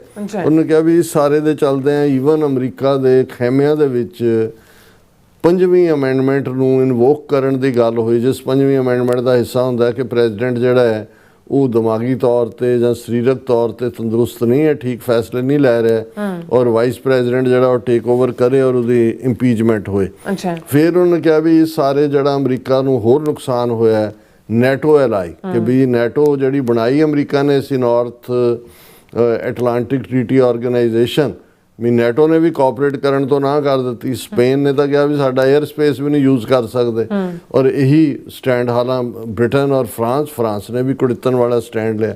ਸੋ ਇਹ ਸਾਰਾ ਜਿਹੜਾ ਇਸ ਐਨਾਲਿਸਿਸ 'ਚੋਂ ਅਸੀਂ ਇਹੀ ਦੇਖਦੇ ਕਿ ਕੋਈ ਵੀ ਜਿਹੜਾ ਵਾਰ ਆਬਜੈਕਟਿਵ ਹੈ ਉਹ ਪੂਰਾ ਤਾਂ ਕੀ ਹੋਣਾ ਸੀ ਇਸ ਦਾ। ਹਾਂ, ਇਜ਼ਰਾਈਲ ਉਸ ਨੂੰ ਤਬਾਹੀ ਤਾਂ ਉਹਦੀ ਹੋਈ, ਉਹ ਉਹਨਾਂ ਨੇ ਬਲੌਕ ਕੀਤਾ ਹੋਇਆ ਵੀ ਉੱਥੋਂ ਕੋਈ ਖਬਰਾਂ ਨਹੀਂ ਨਿਕਲਦੀਆਂ, ਪਰ ਉਹ ਇਸ ਬਹਾਨੇ ਨਾਲ ਲੈਬਨਾਨ ਦਾ ਇਲਾਕਾ ਵੀ ਦੱਬਣ ਨੂੰ ਹੈ, ਔਰ ਉਹਦਾ ਅੱਜ ਵੀ ਇਹੀ ਜ਼ੋਰ ਲੱਗਾ ਹੋਇਆ ਵੀ ਜੰਗ ਨਾ ਰੁਕੇ। ਅਮਰੀਕਾ ਦਾ ਭਾਵੇਂ ਕੱਖ ਰੋਲ ਜਾਣ, ਉਸ ਦੀ ਜਿਹੜੀ ਇੱਕ ਬਣਿਆ ਹੋਇਆ ਔ ਸੀ ਉਹ ਟੁੱਟ ਰਿਹਾ, ਲੇਕਿਨ ਅਮਰੀਕਾ ਦੇ ਐਂਗਲ ਤੋਂ ਤੁਸੀਂ ਕਿਸੇ ਐਂਗਲ ਤੋਂ ਵੀ ਦੇਖੋ ਜਿਹੜਾ ਉਹ ਕੋਈ ਵੀ ਆਬਜੈਕਟਿਵ ਤਾਂ ਕੀ ਹਾਸਲ ਹੋਣਾ ਸੀ, ਰਾਦਰ ਜਿਹੜੀ ਅਮਰੀਕਾ ਦਾ ਔ ਹੈ ਉਸ ਨੂੰ ਬਹੁਤ ਵੱਡਾ ਨੁਕਸਾਨ ਪਹੁੰਚਿਆ। ਜੀ ਰਾਜਾ, ਤੁਹਾਡਾ ਬਹੁਤ ਬਹੁਤ ਸ਼ੁਕਰੀਆ। ਸੋਥਲੈਂਡ ਬ੍ਰੇਕ ਵਿਊਅਰਸ, ਤੁਸੀਂ ਇਸ ਤਰ੍ਹਾਂ ਬੜੇ ਰਹਿਣਾ। ਮਿਲਦੇ ਹਾਂ ਛੋਟੇ ਜਿਹੇ ਵਕਫੇ ਤੋਂ ਬਾਅਦ।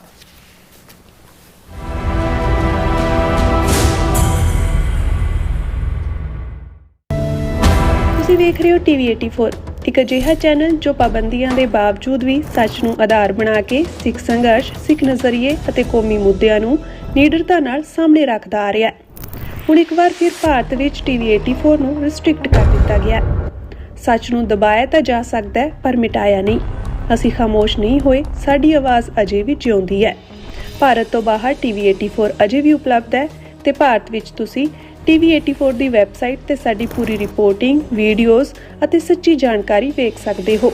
ਤਾਂ ਅੱਜ ਹੀ ਜੁੜੋ TV 84 ਦੀ ਵੈਬਸਾਈਟ ਦੇ ਨਾਲ, ਸਾਨੂੰ ਸਹਿਯੋਗ ਦਿਓ ਅਤੇ ਸੱਚ ਨਾਲ ਜੁੜੇ ਰਹੋ। TV 84, ਸੱਚ ਦੀ ਆਵਾਜ਼। ਖਾਲਸਾ ਸਾਜਨਾ ਦਿਵਸ ਦੇ ਪਵਿੱਤਰ ਮੌਕੇ ਤੇ ਗੁਰਦੁਆਰਾ ਖਾਲਸਾ ਦੀਵਾਨ ਵੱਲੋਂ ਗ੍ਰੇਂਜ਼ਰ ਇੰਡੀਆਨਾ ਵਿਖੇ ਕਰਵਾਇਆ ਜਾ ਰਿਹਾ ਵਿਸ਼ੇਸ਼ ਸਮਾਗਮ। 9 ਅਪ੍ਰੈਲ ਸਵੇਰੇ 11 ਵਜੇ ਸ਼੍ਰੀ ਅਖੰਡ ਪਾਠ ਸਾਹਿਬ ਆਰੰਭ ਹੋਣਗੇ ਅਤੇ 11 ਅਪ੍ਰੈਲ ਨੂੰ ਸ਼੍ਰੀ ਅਖੰਡ ਪਾਠ ਸਾਹਿਬ ਦੇ ਭੋਗ ਪਾਏ ਜਾਣਗੇ। ਭਾਈ ਸਰਬਜੀਤ ਸਿੰਘ ਕੋਮਲ ਜੀ ਦੇ ਜਥੇ ਵੱਲੋਂ ਕੀਰਤਨ, ਸਰਦਾਰ ਅਜੇਪਾਲ ਸਿੰਘ ਜੀ ਵੱਲੋਂ ਕਥਾ ਵਿਚਾਰਾਂ ਉਪਰੰਤ ਡਾਕਟਰ ਅਮਰਜੀਤ ਸਿੰਘ ਜੀ ਸਿੱਖ ਸੰਘਰਸ਼ ਬਾਰੇ ਵਿਚਾਰਾਂ ਦੀ ਸਾਂਝ ਪਾਉਣਗੇ।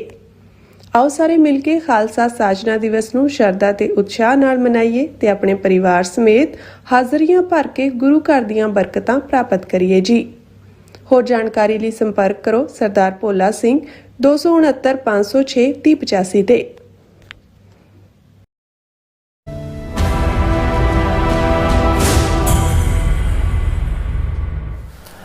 ਦਰਸ਼ਕੋ, ਬ੍ਰੇਕ ਤੋਂ ਬਾਅਦ ਤੁਹਾਡਾ ਸਭ ਦਾ ਭਰਪੂਰ ਸਵਾਗਤ ਹੈ। ਸੋ ਵੀਅਰਸ, ਗੱਲਬਾਤ ਕਰਨ ਜਾ ਰਹੇ ਹਾਂ ਕਿ ਯੂਕੇ ਦੀ ਪ੍ਰਸਿੱਧ ਅਖਬਾਰ ਫਾਈਨੈਂਸ਼ੀਅਲ ਟਾਈਮ ਨੇ ਇੰਕਸ਼ਾਫ ਕੀਤਾ ਹੈ ਕਿ ਪ੍ਰੈਜ਼ੀਡੈਂਟ ਟਰੰਪ ਵੱਲੋਂ ਪਾਕਿਸਤਾਨ ਦੇ ਬਾਰ-ਬਾਰ ਦਬਾਅ ਬਣਾਇਆ ਜਾ ਰਿਹਾ ਸੀ ਕਿ ਉਹ ਈਰਾਨ ਨੂੰ ਜੰਗਬੰਦੀ ਲਈ ਰਾਜ਼ੀ ਕਰੇ। ਸੋ ਇਸ ਬਾਰੇ ਆਪਾਂ ਗੱਲਬਾਤ ਕਰਨ ਜਾ ਰਹੇ ਹਾਂ। ਸੋ ਅਸੀਂ ਚਾਹਾਂਗੇ ਕਿ ਤੁਸੀਂ ਇਸੇ ਤਰ੍ਹਾਂ ਬਣੇ ਰਹਿਣਾ। ਦੇਖਣ ਸੁਣ ਲਈ ਜਾਂ ਲਿਖਣ ਲਈ ਤੁਹਾਡਾ ਸਭ ਦਾ ਬਹੁਤ ਸ਼ੁਕਰੀਆ ਜੀ। ਡਾਕਟਰ ਸਾਹਿਬ, ਕੀ ਕਹਿਣਾ ਚਾਹੋਗੇ? ਦੇਖੋ, ਕਿਉਂਕਿ ਜਦੋਂ ਦੀ ਇਹ ਟੈਂਪਰੇਰੀ ਜੰਗਬੰਦੀ ਦੀ ਖਬਰ ਆਈ, ਇਜ਼ਰਾਈਲ ਦੇ ਲਈ ਇੱਕ ਵੱਡਾ ਸ਼ੌਕ ਸੀ, ਕਿਉਂਕਿ ਬਹੁਤ ਵਾਰ ਇਜ਼ਰਾਈਲ ਨੂੰ ਘੜੀਸਿਆ ਤਾਂ ਅਮਰੀਕਾ ਨੂੰ ਇਜ਼ਰਾਈਲ ਨੇ ਇਸ ਜੰਗ ਦੇ ਵਿੱਚ, ਲੇਕਿਨ ਇਹ ਜਿਹੜੀ ਪਾਕਿਸਤਾਨ ਨੇ ਲੀਡ ਲਈ, ਜ਼ਾਹਰ ਹੈ ਅਮਰੀਕਾ ਦੇ ਕਹਿਣ ਦੇ ਉੱਤੇ ਹੀ ਪਾਕਿਸਤਾਨ ਨੇ ਇਨੀਸ਼ੀਏਟ ਕੀਤਾ ਔਰ ਕਿਸੇ ਸਟੇਜ ਤੇ ਸ਼ਾਇਦ ਚਾਈਨਾ ਵੀ ਇਨਵੋਲਵ ਹੋਇਆ ਹੋਏ ਈਰਾਨ ਨੂੰ ਮੰਨਣ, ਕਿਉਂਕਿ ਈਰਾਨ ਤਾਂ ਨਾ ਇਤਬਾਰ ਉਹ ਅਮਰੀਕਾ ਤੇ ਕਰਦਾ ਸੀ, ਨਾ ਹੀ ਉਹਨਾਂ ਨੂੰ ਇਹ ਸੀ ਕਿ ਵੀ ਇਹ ਹੋਏਗਾ। ਸੋ ਚਾਈਨਾ ਨੇ ਕਿਤੇ ਨਾ ਕਿਤੇ ਆਪਣੀ ਗਾਰੰਟੀ ਲਈ ਹੋਏਗੀ। ਹਾਲਾਂ ਜਿਹੜੀ ਖਬਰ ਫਾਈਨੈਂਸ਼ੀਅਲ ਟਾਈਮਜ਼ ਦੇ ਹਵਾਲੇ ਨਾਲ ਅਸੀਂ ਡਿਸਕਸ ਕਰਾਂਗੇ, ਉਹਨਾਂ ਨੇ ਸਿੱਧੇ ਤੌਰ ਤੇ ਕਿਹਾ ਕਿ 21 ਮਾਰਚ ਤੋਂ ਬਾਅਦ, 21 ਮਾਰਚ ਦਾ ਮਤਲਬ ਹੈ ਕਿ ਆਲਮੋਸਟ 3 ਵੀਕਸ ਇਨਟੂ ਦਾ ਬੈਟਲ, ਪ੍ਰੈਜ਼ੀਡੈਂਟ ਟਰੰਪ ਜਿਹੜੇ ਨੇ ਉਹ ਪਰਸੂਏਡ ਕਰ ਰਹੇ ਸੀ ਜਾਂ ਪ੍ਰੈਸ਼ਰਾਈਜ਼ ਕਰ ਰਹੇ ਸੀ ਪਾਕਿਸਤਾਨ ਦੇ ਸੈਟਅਪ ਨੂੰ। ਜ਼ਾਹਰ ਹੈ ਆਸਮ ਮਨੀਰ ਫੀਲਡ ਮਾਰਸ਼ਲ ਜਿਹਨਾਂ ਨਾਲ ਉਹਨਾਂ ਦੀਆਂ ਗੁਫ਼ਤਗੂਆਂ ਲਗਾਤਾਰ ਹੁੰਦੀਆਂ ਰਹੀਆਂ ਔਰ ਮੋਸਟ ਇਨਫਲੂਐਂਸ਼ੀਅਲ ਜਿਹੜਾ ਉਹਨਾਂ ਦਾ ਰੋਲ ਹੈ ਇਸ ਸਾਰੇ ਦੇ ਵਿੱਚ। ਪਰ ਮੈਂ ਇਸ ਦੀ ਗੱਲ ਕਰਨ ਤੋਂ ਪਹਿਲਾਂ ਜਿਹੜੀ BBC ਨੇ ਇਸ ਸਾਰੇ ਦੇ ਉੱਤੇ, ਕਿਉਂਕਿ ਇਜ਼ਰਾਈਲ ਨੂੰ ਉਹ ਤਾਂ ਖਫਾ ਨੇ ਕਿ ਵੀ ਇਹ ਕਿਉਂ ਹੋਇਆ, ਕਿਉਂਕਿ ਉਹ ਤਾਂ ਅਮਰੀਕਾ ਨੂੰ ਇਸ ਤੋਂ ਨਿਕਲਣ ਨਹੀਂ ਦੇਣਾ ਚਾਹੁੰਦਾ ਕਿ ਵੀ ਇਹ ਲਗਾਤਾਰ ਜਾਰੀ ਰਹੇ। ਦੂਸਰਾ, ਪਾਕਿਸਤਾਨ ਦਾ ਇਨਵੋਲਵ ਹੋਣਾ, ਕਿਉਂਕਿ ਇੰਡੀਆ ਦਾ ਜਾ ਕੇ 2 ਦਿਨ ਪਹਿਲਾਂ ਮੋਦੀ ਜਿਹੜਾ ਉਹਨਾਂ ਦੀ ਕਨੈਸਟ 'ਚ ਉਹਨੂੰ ਫਾਦਰਲੈਂਡ ਕਹਿੰਦਾ ਇਜ਼ਰਾਈਲ ਨੂੰ, ਤੇ ਆਪਣੇ ਨੂੰ ਮਦਰਲੈਂਡ ਹੈ, ਹੁਣ ਉਹ ਬਾਪੂ ਹੋ ਗਿਆ ਇਹਦਾ। ਤੇ ਉਹਨਾਂ ਨੂੰ ਲੱਗਦਾ ਕਿ ਵੀ ਇਹ ਪਾਕਿਸਤਾਨ ਜਿਹੜਾ ਜਿਹਨੇ ਇਜ਼ਰਾਈਲ ਨੂੰ ਰੈਕਗਨਾਈਜ਼ ਵੀ ਨਹੀਂ ਕੀਤਾ ਹੋਇਆ, ਰਾਦਰ ਜੇ ਮੈਂ ਯਾਦ ਦਹਾਨੀ ਕਰਾਵਾਂ ਕਿ ਅਜੇ ਪਿਛਲੇ ਸਾਲ ਉਹਨਾਂ ਦਾ ਜਿਹੜਾ ਇੱਕ ਪ੍ਰਮੁੱਖ ਲੀਡਰ ਹੈ, ਉਹਨੇ ਇਹ ਗੱਲ ਇਹ ਕਹੀ ਸੀ ਕਿ ਭਾਈ ਇਹ ਜਿਹੜਾ ਮਿਸਟਰ ਬੈਨਟ ਨੇ ਜਿਹੜਾ ਇੱਕ ਇਹ ਕਿਹਾ ਕਿ ਵੀ ਜੇ ਇਹ ਸੁੰਨੀ ਉਹਨੇ ਕਿਹਾ ਜੀ ਇਕੱਲਾ ਇਹ ਸ਼ੀਆ ਵਾਲੇ ਜਿਹੜੇ ਨੇ, ਈਰਾਨ ਵਾਲੇ ਡੇਂਜਰ ਨਹੀਂ ਨੇ ਇਜ਼ਰਾਈਲ ਲਈ, ਇਹ ਜਿਹੜਾ ਕੰਬੀਨੇਸ਼ਨ ਹੈ ਪਾਕਿਸਤਾਨ, ਨਿਊਕਲੀਅਰ ਪਾਵਰ, ਤੁਰਕੀ ਔਰ ਜੇ ਸਾਊਦੀ ਅਰੇਬੀਆ ਵੀ ਨਾਲ ਹੈ, ਇਹ ਵੀ ਇਜ਼ਰਾਈਲ ਦੇ ਲਈ ਐਗਜ਼ਿਸਟੈਂਸ਼ਨਲ, ਉਹਨਾਂ ਦੀ ਐਗਜ਼ਿਸਟੈਂਸ ਨੂੰ ਜਿਹੜਾ ਖਤਰੇ ਵਾਲਾ ਪਾਰਟ ਹੈ ਉਹ ਬਣਨਾ। ਉਹਨੇ ਮਿਸਟਰ ਬੈਨਟ ਨੇ ਇਹ ਇੱਕ ਕਾਨਫਰੰਸ ਦੇ ਵਿੱਚ ਇਹ ਗੱਲ ਕਹੀ ਸੀ ਕਿ ਬਈ ਯਰੂਸ਼ਲਮ 'ਚ conference of presidents of major American Jewish organization ਸੀ, ਉਸ ਨੂੰ ਐਡਰੈਸ ਕਰਦਿਆਂ ਉਹਨੇ ਕਿਹਾ ਸੀ ਕਿ ਭਾਈ ਇਹ ਤੁਰਕੀ, ਕਤਰ, ਮੁਸਲਿਮ ਬ੍ਰਦਰਹੁੱਡ ਤੇ ਇਹ ਜਿਹੜਾ ਪਰਮਾਣੂ ਐਟਮ ਬੰਬ ਵਾਲਾ ਪਾਕਿਸਤਾਨ ਹੈ, ਇਹ ਇਜ਼ਰਾਈਲ ਦੇ ਲਈ ਬਹੁਤ ਵੱਡਾ ਖਤਰਾ ਨੇ ਔਰ ਇਹ ਜਿਹੜਾ ਗੱਠਜੋੜ ਹੈ ਇਹ ਸਾਊਦੀ ਅਰੇਬੀਆ ਨੂੰ ਵੀ ਪ੍ਰਭਾਵਿਤ ਕਰ ਰਿਹਾ। ਔਰ ਇਹ ਉਹਨਾਂ ਨੇ ਕਿਹਾ ਵੀ ਤੁਰਕੀ ਪਹਿਲਾ ਖਤਰਾ ਹੈ ਔਰ ਫਿਰ ਪਾਕਿਸਤਾਨ ਵੀ ਇਜ਼ਰਾਈਲ ਦੇ ਲਈ ਜਿਹੜਾ ਹੈ ਉਹ ਇੱਕ ਵੱਡਾ ਖਤਰਾ ਹੈ। ਹੁਣ ਇਸ ਸਾਰੇ ਦੇ ਚੱਲਦੇ ਆ ਜਿਹਦੇ 'ਚ ਕਿ ਇਜ਼ਰਾਈਲ ਨੇ ਇਹ ਜੰਗ ਇਨੀਸ਼ੀਏਟ ਕੀਤੀ ਹੋਏ, ਪਾਕਿਸਤਾਨ ਨੂੰ ਮੀਡੀਏਸ਼ਨ ਜਾਂ ਗੱਲਬਾਤ ਰਾਹੀਂ ਸੀਜ਼ਫਾਇਰ ਦੇ ਰੋਲ 'ਚ ਪ੍ਰੈਜ਼ੀਡੈਂਟ ਟਰੰਪ ਦਾ ਲਿਆਉਣਾ, ਉਹਦਾ ਮਕਸਦ ਜ਼ਾਹਰ ਹੈ ਅਸੀਂ ਜ਼ਿਕਰ ਕਰ ਚੁੱਕੇ ਹਾਂ ਕਿ ਜਿਹੜੇ ਆਬਜੈਕਟਿਵ ਸੀ ਉਹ ਹਾਸਲ ਨਹੀਂ ਸੀ ਹੋ ਰਹੇ। ਪ੍ਰੈਜ਼ੀਡੈਂਟ ਟਰੰਪ ਨੂੰ ਵੀ ਇਹ ਝਾਂਸਾ ਦਿੱਤਾ ਗਿਆ ਸੀ ਮੋਸਾਦ ਵੱਲੋਂ ਤੇ ਨੈਤਨਯਾਹੂ ਕਿ ਵੀ ਇਹ 2-3 ਦਿਨਾਂ ਦਾ ਕੰਮ ਹੈ, ਵੈਨਜ਼ੂਏਲਾ ਵਾਂਗੂ ਅਸੀਂ ਵਿਕਟੋਰੀਅਸ ਨੇ ਹਾਂਜੀ ਦਬ ਕੇ ਉਸ ਨੂੰ ਜਿਹੜਾ ਉਹ ਪੀਓ ਤੇ ਵੰਡੋ, ਲੋਕਾਂ ਤੋਂ ਪੈਸੇ ਲਓ, ਉਹ ਗੱਲ ਬਣੀ ਨਹੀਂ। ਸੋ ਉਹਨਾਂ ਨੂੰ ਇਹ ਲੱਗਿਆ ਕਿ ਵੀ ਹੋਰ ਚੀਨ ਔਰ ਰੂਸ ਦਾ ਤਮਾਸ਼ਾ ਦੇਖ ਰਹੇ ਸੀ, ਉਹ ਤਾਂ ਆਲਰੇਡੀ ਉਹਨਾਂ ਨੂੰ ਇਹ ਨਜ਼ਰ ਆ ਰਿਹਾ ਕਿ ਵੀ ਇਹ ਜਲੂਸ ਨਿਕਲ ਰਿਹਾ ਸੁਪਰ ਪਾਵਰ ਦਾ।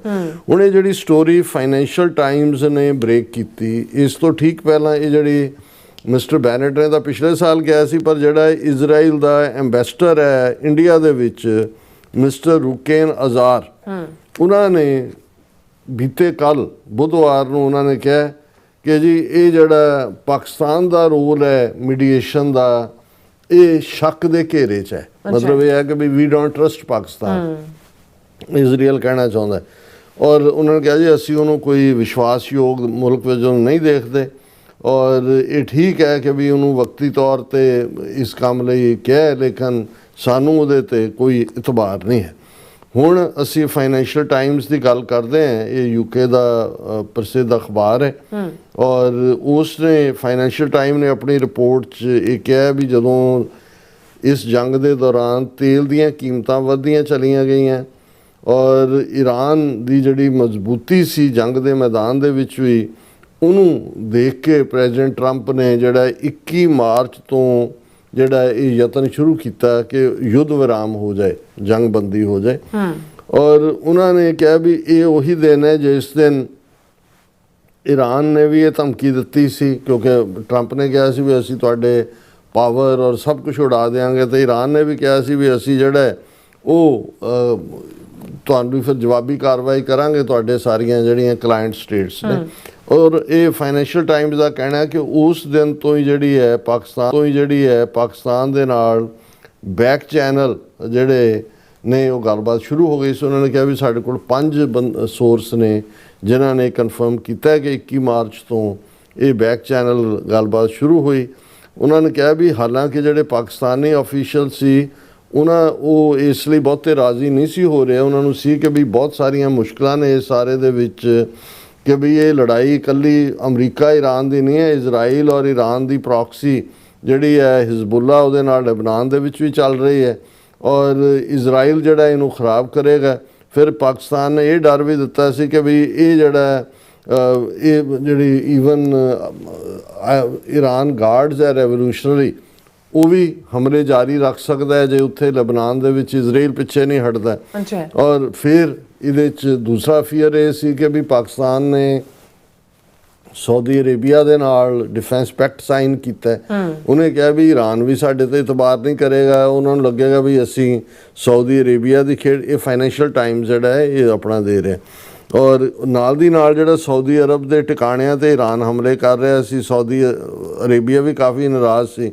ਔਰ ਇਸ ਸਾਰੇ 'ਚ ਪਾਕਿਸਤਾਨ ਦੇ ਲਈ ਇਹ ਸਾਬਤ ਕਰਨਾ ਸਾਊਦੀਆਂ ਨੂੰ ਕਿ ਉਹ ਈਰਾਨ ਦਾ ਇਨਫਲੂਐਂਸ ਜਾਂ ਅਮਰੀਕਾ ਦਾ ਇਨਫਲੂਐਂਸ ਨਹੀਂ ਲੈ ਰਹੇ ਵਾਧੂ, ਤੇ ਈਰਾਨ ਨੂੰ ਸਾਬਤ ਕਰਨਾ ਕਿ ਬਈ ਉਹ ਸਾਊਦੀ ਅਰੇਬੀਆ ਦੇ ਖੈਮੇ 'ਚ ਨਹੀਂ ਨੇ, ਉਹ ਇੰਡੀਪੈਂਡੈਂਟਲੀ ਇੱਕ ਚੰਗਾ ਐਫਰਟ, ਇਹ ਸਭ ਤੋਂ ਔਖਾ ਕੰਮ ਸੀ। ਔਰ ਇਸ ਮਾਮਲਿਆਂ ਦੇ ਵਿੱਚ ਫਿਰ ਇਸੇ ਹੀ ਫਾਈਨੈਂਸ਼ੀਅਲ ਟਾਈਮਸ ਨੇ ਔਰ ਇਹਨੇ BBC ਨੇ ਵੀ ਕੋਟ ਕੀਤਾ ਹੈ ਕਿ ਜਿਹੜੀ ਵਿਦੇਸ਼ ਮਾਮਲਿਆਂ ਬਾਰੇ ਇੱਕ ਇਹਨਾਂ ਦੀ ਪ੍ਰਮੁੱਖ ਜਰਨਲਿਸਟ ਰਹੀ ਹੈ ਨਿਰੂਪਮਾ ਸਵਾਮੀ, ਤੇ ਉਹਦੇ 'ਚ ਉਹਨਾਂ ਨੇ ਕਿਹਾ ਕਿ ਵੀ ਇਜ਼ਰਾਈਲ ਨੂੰ ਭਾਵੇਂ ਠੀਕ ਹੈ ਵੀ ਪਾਕਿਸਤਾਨ 'ਤੇ ਭਰੋਸਾ ਨਹੀਂ ਸੀ ਜਾਂ ਨਹੀਂ ਹੈ, ਲੇਕਿਨ ਇਹ ਇਜ਼ਰਾਈਲ ਨੂੰ ਪਤਾ ਹੈ ਕਿ ਅਮਰੀਕਾ ਦੇ ਹੁੰਦਿਆਂ ਪਾਕਿਸਤਾਨ ਕੋਈ ਵੀ ਐਸਾ ਕੰਮ ਨਹੀਂ ਕਰ ਸਕਦਾ ਜਿਹੜਾ ਇਜ਼ਰਾਈਲ ਦੇ ਇੰਟਰਸਟ ਨੂੰ ਹਾਰਮ ਕਰੇ। ਸੋ ਮਤਲਬ ਇਹ ਹੈ ਕਿ ਡਾਇਰੈਕਟ ਟਰਸਟ ਨਹੀਂ ਹੈ, ਪਰ ਉਹਨਾਂ ਨੂੰ ਪਤਾ ਹੈ ਵੀ ਅਲਟੀਮੇਟਲੀ ਜਿਹੜਾ ਹੈ ਉਹ ਔਰ ਉਹਨੇ ਕਿਹਾ ਵੀ ਇਹੀ ਕਾਰਨ ਹੈ ਵੀ ਜਦੋਂ ਸਾਊਦੀ ਅਰੇਬੀਆ ਔਰ ਪਾਕਿਸਤਾਨ ਦਾ ਡਿਫੈਂਸ ਪੈਕਟ ਵੀ ਹੋਇਆ ਉਹਦੇ 'ਤੇ ਇਜ਼ਰਾਈਲ ਨੇ ਕੋਈ ਨੈਗੇਟਿਵਿਟੀ ਨਹੀਂ ਸੀ ਦਿੱਤੀ, ਕਿਉਂਕਿ ਇਜ਼ਰਾਈਲ ਨੂੰ ਸੀ ਕਿ ਵੀ ਇਹ ਡਿਫੈਂਸ ਪੈਕਟ ਮੇਰੇ ਖਿਲਾਫ ਨਹੀਂ ਹੈ, ਇਹ ਈਰਾਨ ਦੇ ਖਿਲਾਫ ਹੈ।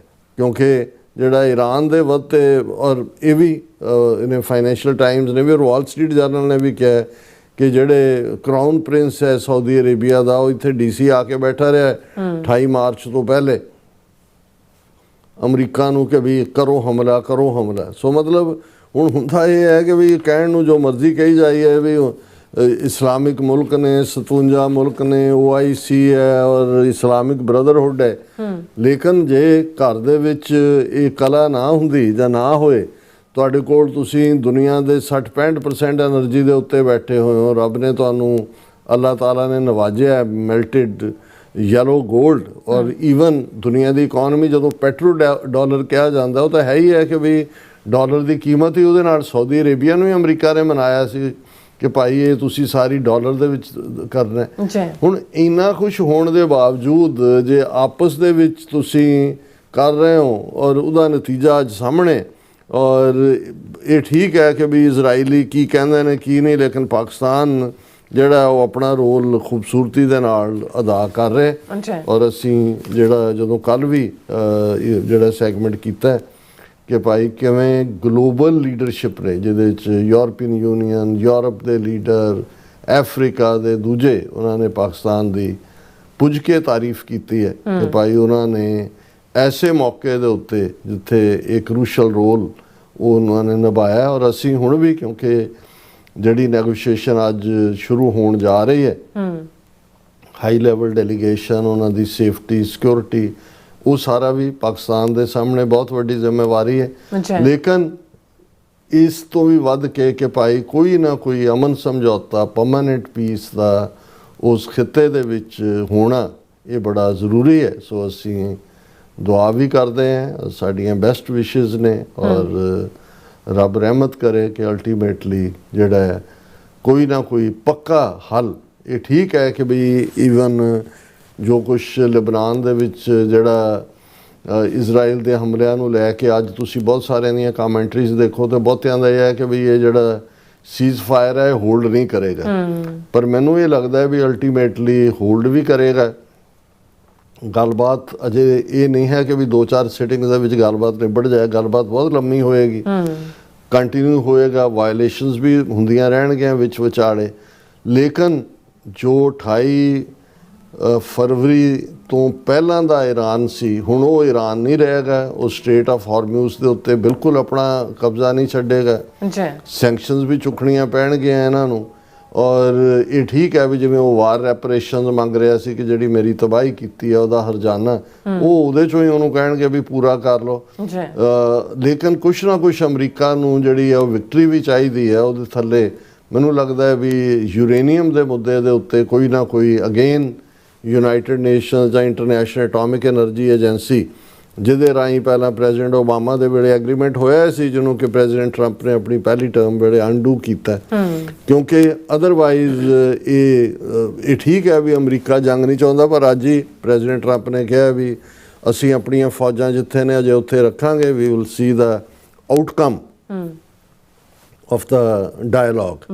ਇਹਦਾ ਮਤਲਬ ਇਹ ਹੈ ਕਿ ਵੀ ਹੁਣ ਜੇ ਤੁਸੀਂ ਆਪਣੇ ਲੋਕਾਂ 'ਚ ਦਿਖਾਣਾ ਹੈ ਵੀ ਤੁਸੀਂ ਕੀ ਹੋ ਤੇ ਤੁਹਾਨੂੰ ਕੁਛ ਤਾਂ ਚਾਹੀਦਾ। ਸੋ ਉਹਦੇ 'ਚ ਮੈਨੂੰ ਲੱਗਦਾ ਵੀ ਮਿਕਸ ਜੇ ਇਹ ਹੋਏਗਾ ਔਰ ਜੇ ਪਾਕਿਸਤਾਨ ਇਸ ਦੇ ਵਿੱਚ ਕਾਮਯਾਬ ਹੋ ਜਾਂਦਾ ਹੈ, ਜਿਵੇਂ ਉਹਨਾਂ ਨੇ ਇਹਨਾਂ ਸਾਰਿਆਂ ਨੂੰ ਟੇਬਲ ਦੇ ਉੱਤੇ ਲਿਆ ਕੇ ਬਿਠਾ ਦਿੱਤਾ, ਤੇ ਪਾਕਿਸਤਾਨ ਦਾ ਸਟੇਟਸ ਜਿੱਥੇ ਇਸ ਸਾਰੇ ਤੋਂ ਬਾਅਦ ਈਰਾਨ ਇੱਕ ਵੱਡੀ ਪਰਸ਼ੀਅਨ ਗਲਫ ਦੀ ਪਾਵਰ ਦੇ ਤੌਰ ਤੇ ਉਭਰੇਗਾ, ਉੱਥੇ ਪਾਕਿਸਤਾਨ ਦਾ ਰੋਲ ਵੀ ਕਦੇ ਅਸੀਂ ਜਿਨ੍ਹਾਂ ਦਿਨਾਂ 'ਚ ਓਸਲੋ ਅਕੋਰਡ ਹੋਇਆ ਨਾਰਵੇ ਦੇ ਵਿੱਚ, ਇਜ਼ਰਾਈਲ ਔਰ PLO ਦੇ ਵਿਚਾਲੇ ਕਰਵਾਇਆ ਸੀ, ਤੇ ਲੱਗਦਾ ਸੀ ਵੀ ਇਹ ਨਾਰਵੇ ਨਿੱਕਾ ਜਿਹਾ ਮੁਲਕ ਹੈ, ਵੀ ਇਹ ਇੰਨਾ ਵੱਡਾ ਕੰਮ ਕਰ ਰਹੇ ਨੇ ਕਿ ਵੀ ਉਹਨਾਂ ਨੇ ਈਵਨ ਤਮਿਲਾਂ ਦੇ ਨਾਲ ਵੀ ਨੈਗੋਸ਼ੀਏਸ਼ਨ ਸ੍ਰੀਲੰਕਾ ਵੇਲੇ ਵੀ ਸ਼ੁਰੂ ਕੀਤੀ, ਉਹ ਕਾਮਯਾਬ ਨਹੀਂ ਸੀ ਹੋਈ।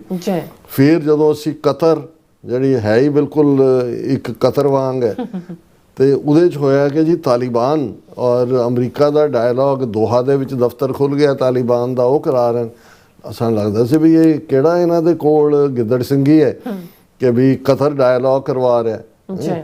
ਸੋ ਉਹ ਜਿਹੜਾ ਰੁਤਬਾ ਕਦੇ ਨਾਰਵੇ ਜਾਂ ਕਤਰ ਔਰ ਦੂਸਰਿਆਂ ਕੋਲ ਸੀ, ਔਰ ਪਾਕਿਸਤਾਨ ਨੇ ਤਾਂ ਏਡਾ ਖੂੰਖਾਰ ਤਬਾਹੀ ਵਾਲੇ ਉਸ ਸਾਰਿਆਂ ਨੂੰ ਜਿਹਦੇ 'ਚ ਇੰਨਾ ਕੁਛ, ਔਰ ਇਹਨੂੰ ਭਾਵੇਂ ਥਰਡ ਵਰਲਡ ਵਾਰ ਨਾ ਕਿਹਾ ਜਾਏ ਪਰ ਕਿਹਾ ਵੀ ਜਾਏਗਾ, ਕਿਉਂਕਿ ਮਲਟੀਪਲ ਕੰਟਰੀਜ਼ ਜਿਹੜੀਆਂ ਨੇ 10 ਦੇ ਕਰੀਬ 7-8 ਤਾਂ ਗਲਫ ਸਟੇਟਸ ਨੇ, ਇਜ਼ਰਾਈਲ, ਅਮਰੀਕਾ, ਈਰਾਨ, ਇਹ ਇਨਵੋਲਵ ਹੋਏ। ਸੋ ਇਹਨਾਂ 'ਚ ਜਿੱਥੇ ਕਿ ਇੰਨੇ ਮਲਟੀਪਲ ਕਰੈਕਟਰ ਨੇ, ਉਹਨਾਂ ਨੂੰ ਜੰਗਬੰਦੀ ਲਈ ਰਾਜ਼ੀ ਕਰਨਾ ਤੇ ਇੱਕ ਟੇਬਲ ਤੇ ਲਿਆ ਕੇ ਬਿਠਾ ਦੇਣਾ, ਇਹ ਛੋਟੀ ਪ੍ਰਾਪਤੀ ਨਹੀਂ ਹੈ। ਪਰ let we hope for the best ਕਿ ਅਲਟੀਮੇਟਲੀ ਪਰਮਾਨੈਂਟ ਅਮਨ ਸਮਝੌਤਾ ਇਸ ਚੋਂ ਨਿਕਲੇ। ਜੀ ਰਾਸਾ, ਤੁਹਾਡਾ ਬਹੁਤ ਬਹੁਤ ਧੰਨਵਾਦ। ਸੋ ਆਥਰਾ ਨੇ ਬ੍ਰੇਕ ਫਿਊਅਰਸ, ਤੁਸੀਂ ਇਸੇ ਤਰ੍ਹਾਂ ਬਣੇ ਰਹਿਣਾ। ਮਿਲਦੇ ਹਾਂ ਛੋਟੇ ਜਿਹੇ ਬ੍ਰੇਕ ਤੋਂ ਬਾਅਦ।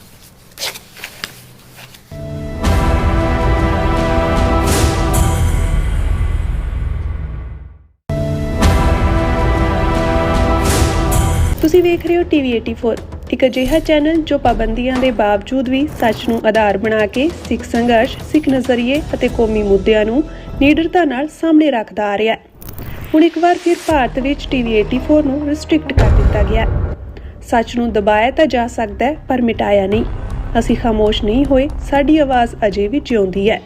ਭਾਰਤ ਤੋਂ ਬਾਹਰ ਟੀਵੀ 84 ਅਜੇ ਵੀ ਉਪਲਬਧ ਹੈ ਤੇ ਭਾਰਤ ਵਿੱਚ ਤੁਸੀਂ ਟੀਵੀ 84 ਦੀ ਵੈਬਸਾਈਟ ਤੇ ਸਾਡੀ ਪੂਰੀ ਰਿਪੋਰਟਿੰਗ, ਵੀਡੀਓਜ਼ ਅਤੇ ਸੱਚੀ ਜਾਣਕਾਰੀ ਵੇਖ ਸਕਦੇ ਹੋ। ਤਾਂ ਅੱਜ ਹੀ ਜੁੜੋ ਟੀਵੀ 84 ਦੀ ਵੈਬਸਾਈਟ ਦੇ ਨਾਲ, ਸਾਨੂੰ ਸਹਿਯੋਗ ਦਿਓ ਅਤੇ ਸੱਚ ਨਾਲ ਜੁੜੇ ਰਹੋ। ਟੀਵੀ 84 ਸੱਚ ਦੀ ਆਵਾਜ਼। ਖਾਲਸਾ ਸਾਜਨਾ ਦਿਵਸ ਦੇ ਪਵਿੱਤਰ ਮੌਕੇ ਤੇ ਗੁਰਦੁਆਰਾ ਖਾਲਸਾ ਦੀਵਾਨ ਵੱਲੋਂ ਗ੍ਰੇਂਜ਼ਰ ਇੰਡੀਆਨਾ ਵਿਖੇ ਕਰਵਾਇਆ ਜਾ ਰਿਹਾ ਵਿਸ਼ੇਸ਼ ਸਮਾਗਮ। 9 ਅਪ੍ਰੈਲ ਸਵੇਰੇ 11 ਵਜੇ ਸ਼੍ਰੀ ਅਖੰਡ ਪਾਠ ਸਾਹਿਬ ਆਰੰਭ ਹੋਣਗੇ ਅਤੇ 11 ਅਪ੍ਰੈਲ ਨੂੰ ਸ਼੍ਰੀ ਅਖੰਡ ਪਾਠ ਸਾਹਿਬ ਦੇ ਭੋਗ ਪਾਏ ਜਾਣਗੇ। ਭਾਈ ਸਰਬਜੀਤ ਸਿੰਘ ਕੋਮਲ ਜੀ ਦੇ ਜਥੇ ਵੱਲੋਂ ਕੀਰਤਨ, ਸਰਦਾਰ ਅਜੇਪਾਲ ਸਿੰਘ ਜੀ ਵੱਲੋਂ ਕਥਾ ਵਿਚਾਰਾਂ ਉਪਰੰਤ ਡਾਕਟਰ ਅਮਰਜੀਤ ਸਿੰਘ ਜੀ ਸਿੱਖ ਸੰਘਰਸ਼ ਬਾਰੇ ਵਿਚਾਰਾਂ ਦੀ ਸਾਂਝ ਪਾਉਣਗੇ। ਆਓ ਸਾਰੇ ਮਿਲ ਕੇ ਖਾਲਸਾ ਸਾਜਨਾ ਦਿਵਸ ਨੂੰ ਸ਼ਰਧਾ ਤੇ ਉਤਸ਼ਾਹ ਨਾਲ ਮਨਾਈਏ ਤੇ ਆਪਣੇ ਪਰਿਵਾਰ ਸਮੇਤ ਹਾਜ਼ਰੀਆਂ ਭਰ ਕੇ ਗੁਰੂ ਘਰ ਦੀਆਂ ਬਰਕਤਾਂ ਪ੍ਰਾਪਤ ਕਰੀਏ ਜੀ।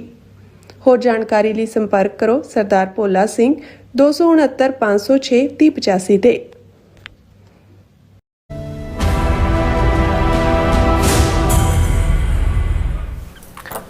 Viewers welcome back to program. So viewers ਗੱਲਬਾਤ ਕਰਨ ਜਾ ਰਹੇ ਹਾਂ ਕਿ ਭਾਰਤ ਦੇ ਫੌਜੀ ਮੁਖੀ ਜਨਰਲ ਉਪਿੰਦਰਾ ਦ੍ਰਿਵੇਦੀ ਨੇ ਰਣ ਸ਼ਬਦ ਵਿਚਾਰ ਗੋਸ਼ਟੀ ਵਿੱਚ ਬੋਲਦਿਆਂ ਕਿਹਾ ਕਿ ਆਪਰੇਸ਼ਨ ਸੰਦੂਰ ਤੋਂ ਬਾਅਦ ਸਾਡੇ ਐਨਾਲਿਸਟ ਪਾਕਿਸਤਾਨ ਤੇ ਚੀਨ ਵੱਲੋਂ ਨਿਊਕਲੀਅਰ ਹਮਲੇ ਦੇ ਖਤਰੇ ਸੰਬੰਧੀ ਗੰਭੀਰ ਚਿੰਤਾ ਕਰ ਰਹੇ ਨੇ। ਸੋ ਇਸ ਬਾਰੇ ਆਪਾਂ ਗੱਲਬਾਤ ਕਰਨ ਜਾ ਰਹੇ ਹਾਂ। ਸੋ ਅਸੀਂ ਚਾਹਾਂਗੇ ਕਿ ਤੁਸੀਂ ਇਸੇ ਤਰ੍ਹਾਂ ਬੜੇ ਰਹਿਣਾ, ਦੇਖਣ ਸੁਣਨ ਲਈ ਜਾਂ ਲਿਖਣ ਲਈ ਤੁਹਾਡਾ ਸਭ ਦਾ ਬਹੁਤ ਬਹੁਤ ਧੰਨਵਾਦ ਜੀ। ਡਾਕਟਰ ਸਾਹਿਬ ਕੀ ਕਹਿਣਾ ਚਾਹੋਗੇ?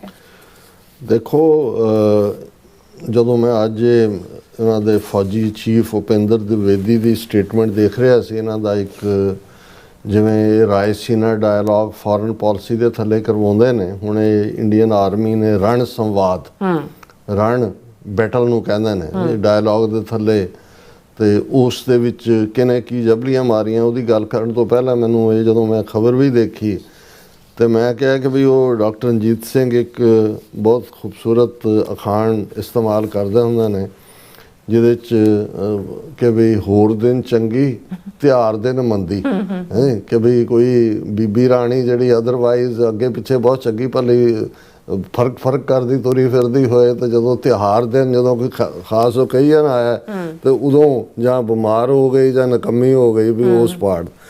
ਹੁਣ ਜਿਹੜਾ ਰੋਲ ਇੰਡੀਆ ਦੇ ਪਲੇ ਕਰਨ ਵਾਲਾ ਸੀ ਜਿਹਦੇ ਥੱਲੇ ਔਰ ਈਵਨ ਇਹਨਾਂ ਦੇ ਅਮਰੀਕਾ ਦਾ ਇੱਕ ਦੋ ਐਕਸਪਰਟ ਵੀ ਮੈਂ ਇਹ ਸੁਣੇ ਕਹਿੰਦੇ ਆ ਕਿ ਜੀ ਜਿੰਨੀ ਮੋਦੀ ਦੀ ਪ੍ਰੋਕਸੀਮਿਟੀ ਸੀ ਟਰੰਪ ਦੇ ਨਾਲ, ਨੈਤਨਯਾਹੂ ਨੂੰ ਉੱਥੇ ਜਾ ਕੇ ਇਜ਼ਰਾਈਲ ਦੇ ਵਿੱਚ ਉਹਨੂੰ ਫਾਦਰਲੈਂਡ ਕਹਿ ਕੇ ਆਇਆ, ਈਰਾਨ ਦੇ ਨਾਲ ਵੀ ਚੰਗੇ ਸਾਂਝ, ਰਾਦਰ ਉਹਨਾਂ ਦੀ ਚਾਬਹਾਰ ਪੋਰਟ ਨੂੰ ਡਿਵੈਲਪ ਕਰਨ ਲਈ $125 ਮਿਲੀਅਨ ਅਜੇ ਪਿੱਛੇ ਜੇ ਰਿਲੀਜ਼ ਕੀਤੇ ਸੀ। ਬਹੁਤ ਸਾਰੇ ਮਾਮਲਿਆਂ 'ਚ ਇੰਟਰਨੈਸ਼ਨਲ ਪਲੇਟਫਾਰਮ ਦੇ ਉੱਤੇ ਈਰਾਨ ਪਾਕਿਸਤਾਨ ਨੂੰ ਜਿਹੜਾ ਉਹ ਬਾਈਪਾਸ ਕਰਕੇ ਟੂਵਰਡਸ ਇੰਡੀਆ ਜ਼ਿਆਦਾ ਝੁਕਦਾ ਸੀ ਔਰ ਇੰਡੀਆ ਦਾ ਜਿਹੜਾ ਆਇਲ, ਕਰੂਡ ਆਇਲ ਵੀ ਉਹ ਈਰਾਨ ਤੋਂ ਜ਼ਿਆਦਾ ਲੈਂਦਾ ਰਿਹਾ। ਹਾਲਾਂ ਪਾਕਿਸਤਾਨ ਦਾ ਜਿਹੜਾ ਆਇਲ ਹੈ ਉਹ ਆਲਮੋਸਟ 85-90% ਉਹ ਸਾਊਦੀ ਅਰੇਬੀਆ ਤੋਂ ਲੈਂਦਾ ਹੈ, ਹਾਲਾਂ ਉਹ ਵੱਡੇ ਸ਼ਿਪ 'ਚੋਂ ਆਉਣਾ ਈਰਾਨ ਦੇ ਨਾਲ ਲੱਗਦਾ।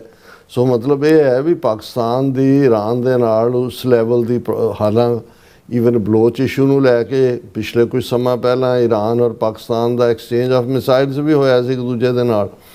ਸੋ ਭਾਰਤ ਦੇ ਕੋਲ, ਔਰ ਭਾਰਤ 6 ਗੁਣਾ ਜ਼ਿਆਦਾ ਵੱਡਾ, ਉਹਨਾਂ ਦੀ ਡਿਪਲੋਮੇਸੀ ਔਰ ਰਸ਼ੀਆ ਦੇ ਵੀ ਨੇੜੇ ਔਰ ਅਮਰੀਕਾ ਦੇ ਵੀ ਨੇੜੇ ਔਰ ਈਰਾਨ ਦੇ ਵੀ ਨੇੜੇ, ਇਜ਼ਰਾਈਲ ਤਾਂ ਹੁਣ ਉਹ ਫਾਦਰਲੈਂਡ ਹੈ ਮੋਦੀ ਦਾ। ਸੋ ਜਿੱਥੇ ਉਹਨਾਂ ਦਾ ਰੋਲ ਪਲੇ ਕਰਨਾ ਬਣਦਾ ਸੀ ਉੱਥੇ ਤਾਂ ਜਿਹੜਾ ਉਹਨਾਂ ਨੇ ਜਿਹੜਾ ਜੀਬਾਂ ਸੀ ਲਈਆਂ, ਬੁੱਲ ਸੀ ਲਏ, ਨਤੀਜਾ ਖੇਡ ਤੋਂ ਹੀ ਬਾਹਰ। ਔਰ ਅੱਜ 1.5 ਬਿਲੀਅਨ ਲੋਕਾਂ ਦਾ ਮੁਲਕ ਜਿਹੜਾ ਉਹ ਬਿਲਕੁਲ ਹੈਲਪਲੈਸ, ਕੋਈ ਪੁੱਛ-ਗਿੱਛ ਨਹੀਂ ਹੈ, ਜਿਹਨੂੰ ਕੋਈ ਕਹਿੰਦਾ ਕਿ ਬੇਰਾਂ ਵੱਟੇ ਵੀ ਕੋਈ ਨਹੀਂ ਪੁੱਛਦਾ। ਲੇਕਿਨ ਹੁਣ ਜਦੋਂ ਤੁਸੀਂ ਆਪਣੇ ਲੋਕਾਂ ਨੂੰ ਇਹ ਦੱਸਣਾ ਹੈ ਕਿ ਜੀ ਅਸੀਂ ਕੁਛ ਤਾਂ ਕਰ ਰਹੇ ਹਾਂ, ਹੁਣ ਹਾਲ ਤਾਂ ਇਹਨਾਂ ਦਾ ਭਾਰਤ ਦਾ ਇਹ ਸਾਰੇ ਮੁੱਦੇ ਤੇ ਇਹੀ ਹੋ ਗਿਆ ਹੈ ਕਿ ਵੀ ਉਹ ਜੰਗਲ ਦੇ ਜਾਨਵਰਾਂ ਨੇ ਇੱਕ ਵਾਰ ਆਪਸ ਦੇ ਵਿੱਚ ਬੈਠੇ ਕਹਿੰਦੇ ਵੀ ਐਵੇਂ ਹੀ ਜਿਹੜਾ ਸ਼ੇਰ ਹੈ ਉਹਦੀਆਂ ਐਵੇਂ ਭੁਕਾਰ ਸੁਣ ਕੇ ਹੀ ਉਹ ਆਪਣਾ ਲੀਡਰ ਬਣਿਆ ਫਿਰਦਾ ਹੈ ਵੀ ਅਸੀਂ ਜਿਹੜਾ ਆਪਣਾ ਕੋਈ ਜਾਨਵਰ ਬਣਾਈਏ, ਕੋਈ ਹੁਣ ਸ਼ੇਰ ਦਾ ਠੇਕਾ ਥੋੜੀ ਲਿਆ ਵੀ ਜੰਗਲ ਦਾ ਬਾਦਸ਼ਾਹ ਉਹਨੇ ਹੀ ਰਹਿਣਾ। ਬਿਲਕੁਲ। ਤੇ ਉਹਨਾਂ ਨੇ ਚੁਕਾ ਕੇ ਇੱਕ ਬਾਂਦਰ ਨੂੰ ਉਹਨਾਂ ਨੇ ਕਿਹਾ ਵੋਟਾਂ ਵਾਟਾਂ ਪਾਤੇ ਹੋਣੇ ਆ ਕਿ ਹਨੂਮਾਨ ਜੀ ਕੀ ਜੈ, ਬਾਂਦਰ ਜੀ ਕੀ ਜੈ, ਉਹਨੂੰ ਡਿਕਲੇਅਰ ਕਰਤਾ ਵੀ ਤੂੰ ਜੰਗਲ ਦਾ ਰਾਜਾ ਹੈ। ਉਹਨੂੰ ਵੀ ਲੱਗਾ ਕਿ ਵੀ ਹੁਣ ਸਾਰੇ ਇਹਨੇ ਇਕੱਠੇ ਹੋ ਕੇ ਆਏ ਨੇ, ਹੁਣ ਜਿਵੇਂ ਵਿਸ਼ਵ ਗੁਰੂ ਬਣਾਤਾ ਉਹਦਾ ਆਪ ਹੀ ਬਣੇ ਨੇ, ਤੇ ਦੂਜੇ ਵੀ ਕਿ ਜੀ ਦੇਖੋ ਇੰਨਾ ਸਾਡਾ ਸ਼ਸ਼ੀ ਥਰੂਰ ਦੇ ਨਾਲ ਡੈਲੀਗੇਸ਼ਨ ਗਿਆ, 60 ਮੁਲਕਾਂ 'ਚ ਗਿਆ, ਮੁਲਕਾਂ ਨੇ ਮੰਨ ਲਿਆ ਕਿ ਪਹਿਲਗਾਮ ਦੇ ਵਿੱਚ ਪਾਕਿਸਤਾਨ, ਹਾਲਾਂਕਿ ਇੱਕ ਵੀ ਨਹੀਂ ਸਿਵਾਏ ਇਜ਼ਰਾਈਲ ਦੇ ਕਿਸੇ ਨੇ ਵੀ ਨਹੀਂ ਸੀ ਮੰਨੇ, ਲੇਕਿਨ ਜਿਵੇਂ ਉਹ ਬਾਂਦਰ ਨੂੰ ਬਣਾਤਾ ਹੁਣ। ਔਰ ਹੋਇਆ ਇਹ ਵੀ ਅਗਲੇ ਦਿਨ ਜਿਹੜਾ ਇੱਕ ਜਾਨਵਰ ਦਾ ਜਿਹੜਾ ਉਹਨੂੰ ਸ਼ੇਰ ਲੈ ਗਿਆ ਚੁੱਕ ਕੇ ਆਪਣੀ, ਉਹ ਤਾਂ ਖੁਰਾਕ ਲਈ ਸ਼ਿਕਾਰ ਕਰਦਾ। ਅੱਛਾ। ਉਹਦੇ ਜਿਹੜਾ ਜਾਨਵਰ ਹੈ ਉਹ ਔਰ ਬਾਕੀ ਇਕੱਠੇ ਹੋ ਕੇ ਆਏ ਬਾਂਦਰ ਦੇ ਕੋਲ ਕਿ ਰਾਜਾ ਜੀ ਫਿਰ ਸ਼ੇਰ ਨੇ ਜਿਹੜਾ ਇਹ ਕੀਤਾ, ਹੁਣ ਕੁਛ ਕਰੋ। ਤੇ ਬਾਂਦਰ ਇਧਰੋਂ ਟਪੂਸੀ ਮਾਰ ਕੇ ਦੂਜੇ ਦਰਖਤ ਤੇ ਚੜ ਜਾਏ, ਉੱਥੋਂ ਆਏ ਉਧਰ, ਸਵੇਰ ਤੋਂ ਸ਼ਾਮ ਹੋ ਗਈ। ਉਹ ਕਹਿੰਦਾ ਭਾਈ ਤੂੰ ਕੀਤਾ ਕੁਛ ਨਹੀਂ। ਕਹਿੰਦਾ ਵੀ ਮੈਂ ਦੌੜ ਧੂਪ ਤਾਂ ਕਰ ਰਿਹਾ ਨਾ, ਹੁਣ ਮੈਂ ਦੌੜ ਧੂਪ ਹੀ ਕਰ ਸਕਦਾ, ਹੋਰ ਮੈਂ ਕੀ ਕਰ ਸਕਦਾ। ਸੋ ਮੈਨੂੰ ਇਹ ਲੱਗਦਾ ਕਿ ਵੀ ਹੁਣ ਇਹ ਬਿਲਕੁਲ, ਕਿਉਂਕਿ ਨਕੰਮੇ ਹੋ ਕੇ ਬੈਠੇ ਨੇ, ਫੋਕਸ ਸਾਰਾ ਪਾਕਿਸਤਾਨ ਵਾਲਾ, ਤੇ ਕੁਛ ਨਾ ਕੁਛ ਇਹਨਾਂ ਨੇ ਜਗਾੜੀ ਕਰਨੀ ਹੈ। ਔਰ ਇਹ ਜਗਾੜੀ ਇਹ ਵੀ ਹੁਣ ਇਹਨਾਂ ਦੀ ਮੇਨ ਨਿਊਜ਼ ਏਜੰਸੀ ANI ਦੀ ਖਬਰ ਹੈ, post operation Sindoor, India steps up nuclear threat analysis of Pakistan and China। ਕਿ ਵੀ ਆਪਰੇਸ਼ਨ ਸੰਦੂਰ ਤੋਂ ਬਾਅਦ ਔਰ ਇਹ ਜਿਹੜਾ ਰਣ ਸੰਵਾਦ ਹੋ ਰਿਹਾ ਉਹਦੇ 'ਚ ਮਿਸਟਰ ਉਪਿੰਦਰ ਦਵਿਵੇਦੀ, ਜਿਹੜਾ ਸ਼ਕਲੋਂ ਹਲਵਾਈ ਲੱਗਦਾ, ਫੌਜੀ ਜਨਰਲ ਲੱਗਦਾ ਵੀ ਨਹੀਂ ਹੈ, ਉਹ ਉਹਦੇ 'ਚ ਕਹਿ ਰਿਹਾ ਕਿ ਵੀ ਦੇਖੋ ਅਸੀਂ ਇਨ ਦਾ ਪਾਸਟ ਈਅਰਸ, ਇਹ ਹੁਣ ਉਹਨਾਂ ਦੀ ਕੋਟ ਹੈ, in the past years we have been discussing nuclear threats at war games. Nuclear is a reality along both our borders. It is mandatory to be discussed. Every day we are looking at different and defensive plans. Every day we are looking at offensive and defensive plans and what action may be needed for protection of forces.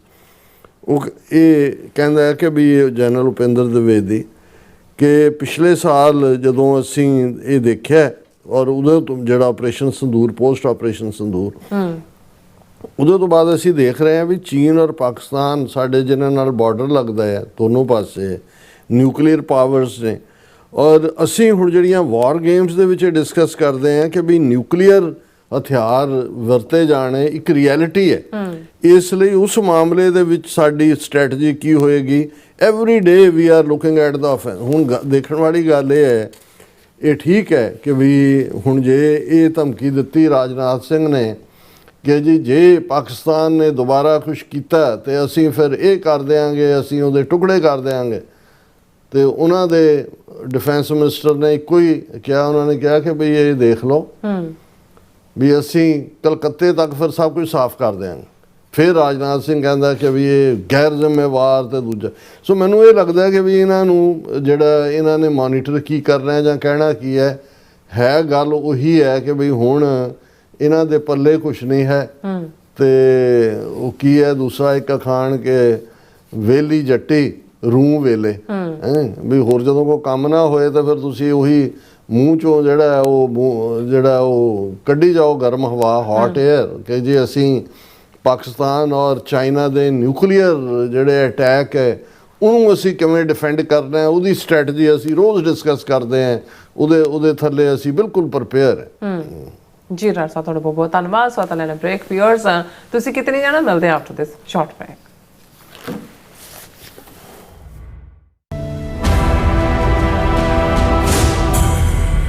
ਤੁਸੀਂ ਵੇਖ ਰਹੇ ਹੋ TV 84, ਇੱਕ ਅਜਿਹਾ channel ਜੋ ਪਾਬੰਦੀਆਂ ਦੇ ਬਾਵਜੂਦ ਵੀ ਸੱਚ ਨੂੰ ਆਧਾਰ ਬਣਾ ਕੇ ਸਿੱਖ ਸੰਘਰਸ਼, ਸਿੱਖ ਨਜ਼ਰੀਏ ਅਤੇ ਕੌਮੀ ਮੁੱਦਿਆਂ ਨੂੰ ਨਿਡਰਤਾ ਨਾਲ ਸਾਹਮਣੇ ਰੱਖਦਾ ਆ ਰਿਹਾ ਹੈ। ਹੁਣ ਇੱਕ ਵਾਰ ਫਿਰ ਭਾਰਤ ਵਿੱਚ TV 84 ਨੂੰ ਰਿਸਟ੍ਰਿਕਟ ਕਰ ਦਿੱਤਾ ਗਿਆ। ਸੱਚ ਨੂੰ ਦਬਾਇਆ ਤਾਂ ਜਾ ਸਕਦਾ ਹੈ ਪਰ ਮਿਟਾਇਆ ਨਹੀਂ। ਅਸੀਂ ਖਾਮੋਸ਼ ਨਹੀਂ ਹੋਏ, ਸਾਡੀ ਆਵਾਜ਼ ਅਜੇ ਵੀ ਜਿਉਂਦੀ ਹੈ। ਭਾਰਤ ਤੋਂ ਬਾਹਰ TV 84 ਅਜੇ ਵੀ ਉਪਲਬਧ ਹੈ ਤੇ ਭਾਰਤ ਵਿੱਚ ਤੁਸੀਂ TV 84 ਦੀ ਵੈਬਸਾਈਟ ਤੇ ਸਾਡੀ ਪੂਰੀ ਰਿਪੋਰਟਿੰਗ, ਵੀਡੀਓਜ਼ ਅਤੇ ਸੱਚੀ ਜਾਣਕਾਰੀ ਵੇਖ ਸਕਦੇ ਹੋ। ਤਾਂ ਅੱਜ ਹੀ ਜੁੜੋ TV 84 ਦੀ ਵੈਬਸਾਈਟ ਦੇ ਨਾਲ, ਸਾਨੂੰ ਸਹਿਯੋਗ ਦਿਓ ਅਤੇ ਸੱਚ ਨਾਲ ਜੁੜੇ ਰਹੋ। TV 84, ਸੱਚ ਦੀ ਆਵਾਜ਼। ਖਾਲਸਾ ਸਾਜਨਾ ਦਿਵਸ ਦੇ ਪਵਿੱਤਰ ਮੌਕੇ ਤੇ ਗੁਰਦੁਆਰਾ ਖਾਲਸਾ ਦੀਵਾਨ ਵੱਲੋਂ ਗ੍ਰੇਂਜ਼ਰ ਇੰਡੀਆਨਾ ਵਿਖੇ ਕਰਵਾਇਆ ਜਾ ਰਿਹਾ ਵਿਸ਼ੇਸ਼ ਸਮਾਗਮ। 9 ਅਪ੍ਰੈਲ ਸਵੇਰੇ 11 ਵਜੇ ਸ਼੍ਰੀ ਅਖੰਡ ਪਾਠ ਸਾਹਿਬ ਆਰੰਭ ਹੋਣਗੇ ਅਤੇ 11 ਅਪ੍ਰੈਲ ਨੂੰ ਸ਼੍ਰੀ ਅਖੰਡ ਪਾਠ ਸਾਹਿਬ ਦੇ ਭੋਗ ਪਾਏ ਜਾਣਗੇ। ਭਾਈ ਸਰਬਜੀਤ ਸਿੰਘ ਕੋਮਲ ਜੀ ਦੇ ਜਥੇ ਵੱਲੋਂ ਕੀਰਤਨ, ਸਰਦਾਰ ਅਜੇਪਾਲ ਸਿੰਘ ਜੀ ਵੱਲੋਂ ਕਥਾ ਵਿਚਾਰਾਂ ਉਪਰੰਤ ਡਾਕਟਰ ਅਮਰਜੀਤ ਸਿੰਘ ਜੀ ਸਿੱਖ ਸੰਘਰਸ਼ ਬਾਰੇ ਵਿਚਾਰਾਂ ਦੀ ਸਾਂਝ ਪਾਉਣਗੇ। ਆਓ ਸਾਰੇ ਮਿਲ ਕੇ ਖਾਲਸਾ ਸਾਜਨਾ ਦਿਵਸ ਨੂੰ ਸ਼ਰਧਾ ਤੇ ਉਤਸ਼ਾਹ ਨਾਲ ਮਨਾਈਏ ਤੇ ਆਪਣੇ ਪਰਿਵਾਰ ਸਮੇਤ ਹਾਜ਼ਰੀਆਂ ਭਰ ਕੇ ਗੁਰੂ ਘਰ ਦੀਆਂ ਬਰਕਤਾਂ ਪ੍ਰਾਪਤ ਕਰੀਏ ਜੀ। ਹੋਰ ਜਾਣਕਾਰੀ ਲਈ ਸੰਪਰਕ ਕਰੋ ਸਰਦਾਰ ਭੋਲਾ ਸਿੰਘ 269 506 3085 ਤੇ।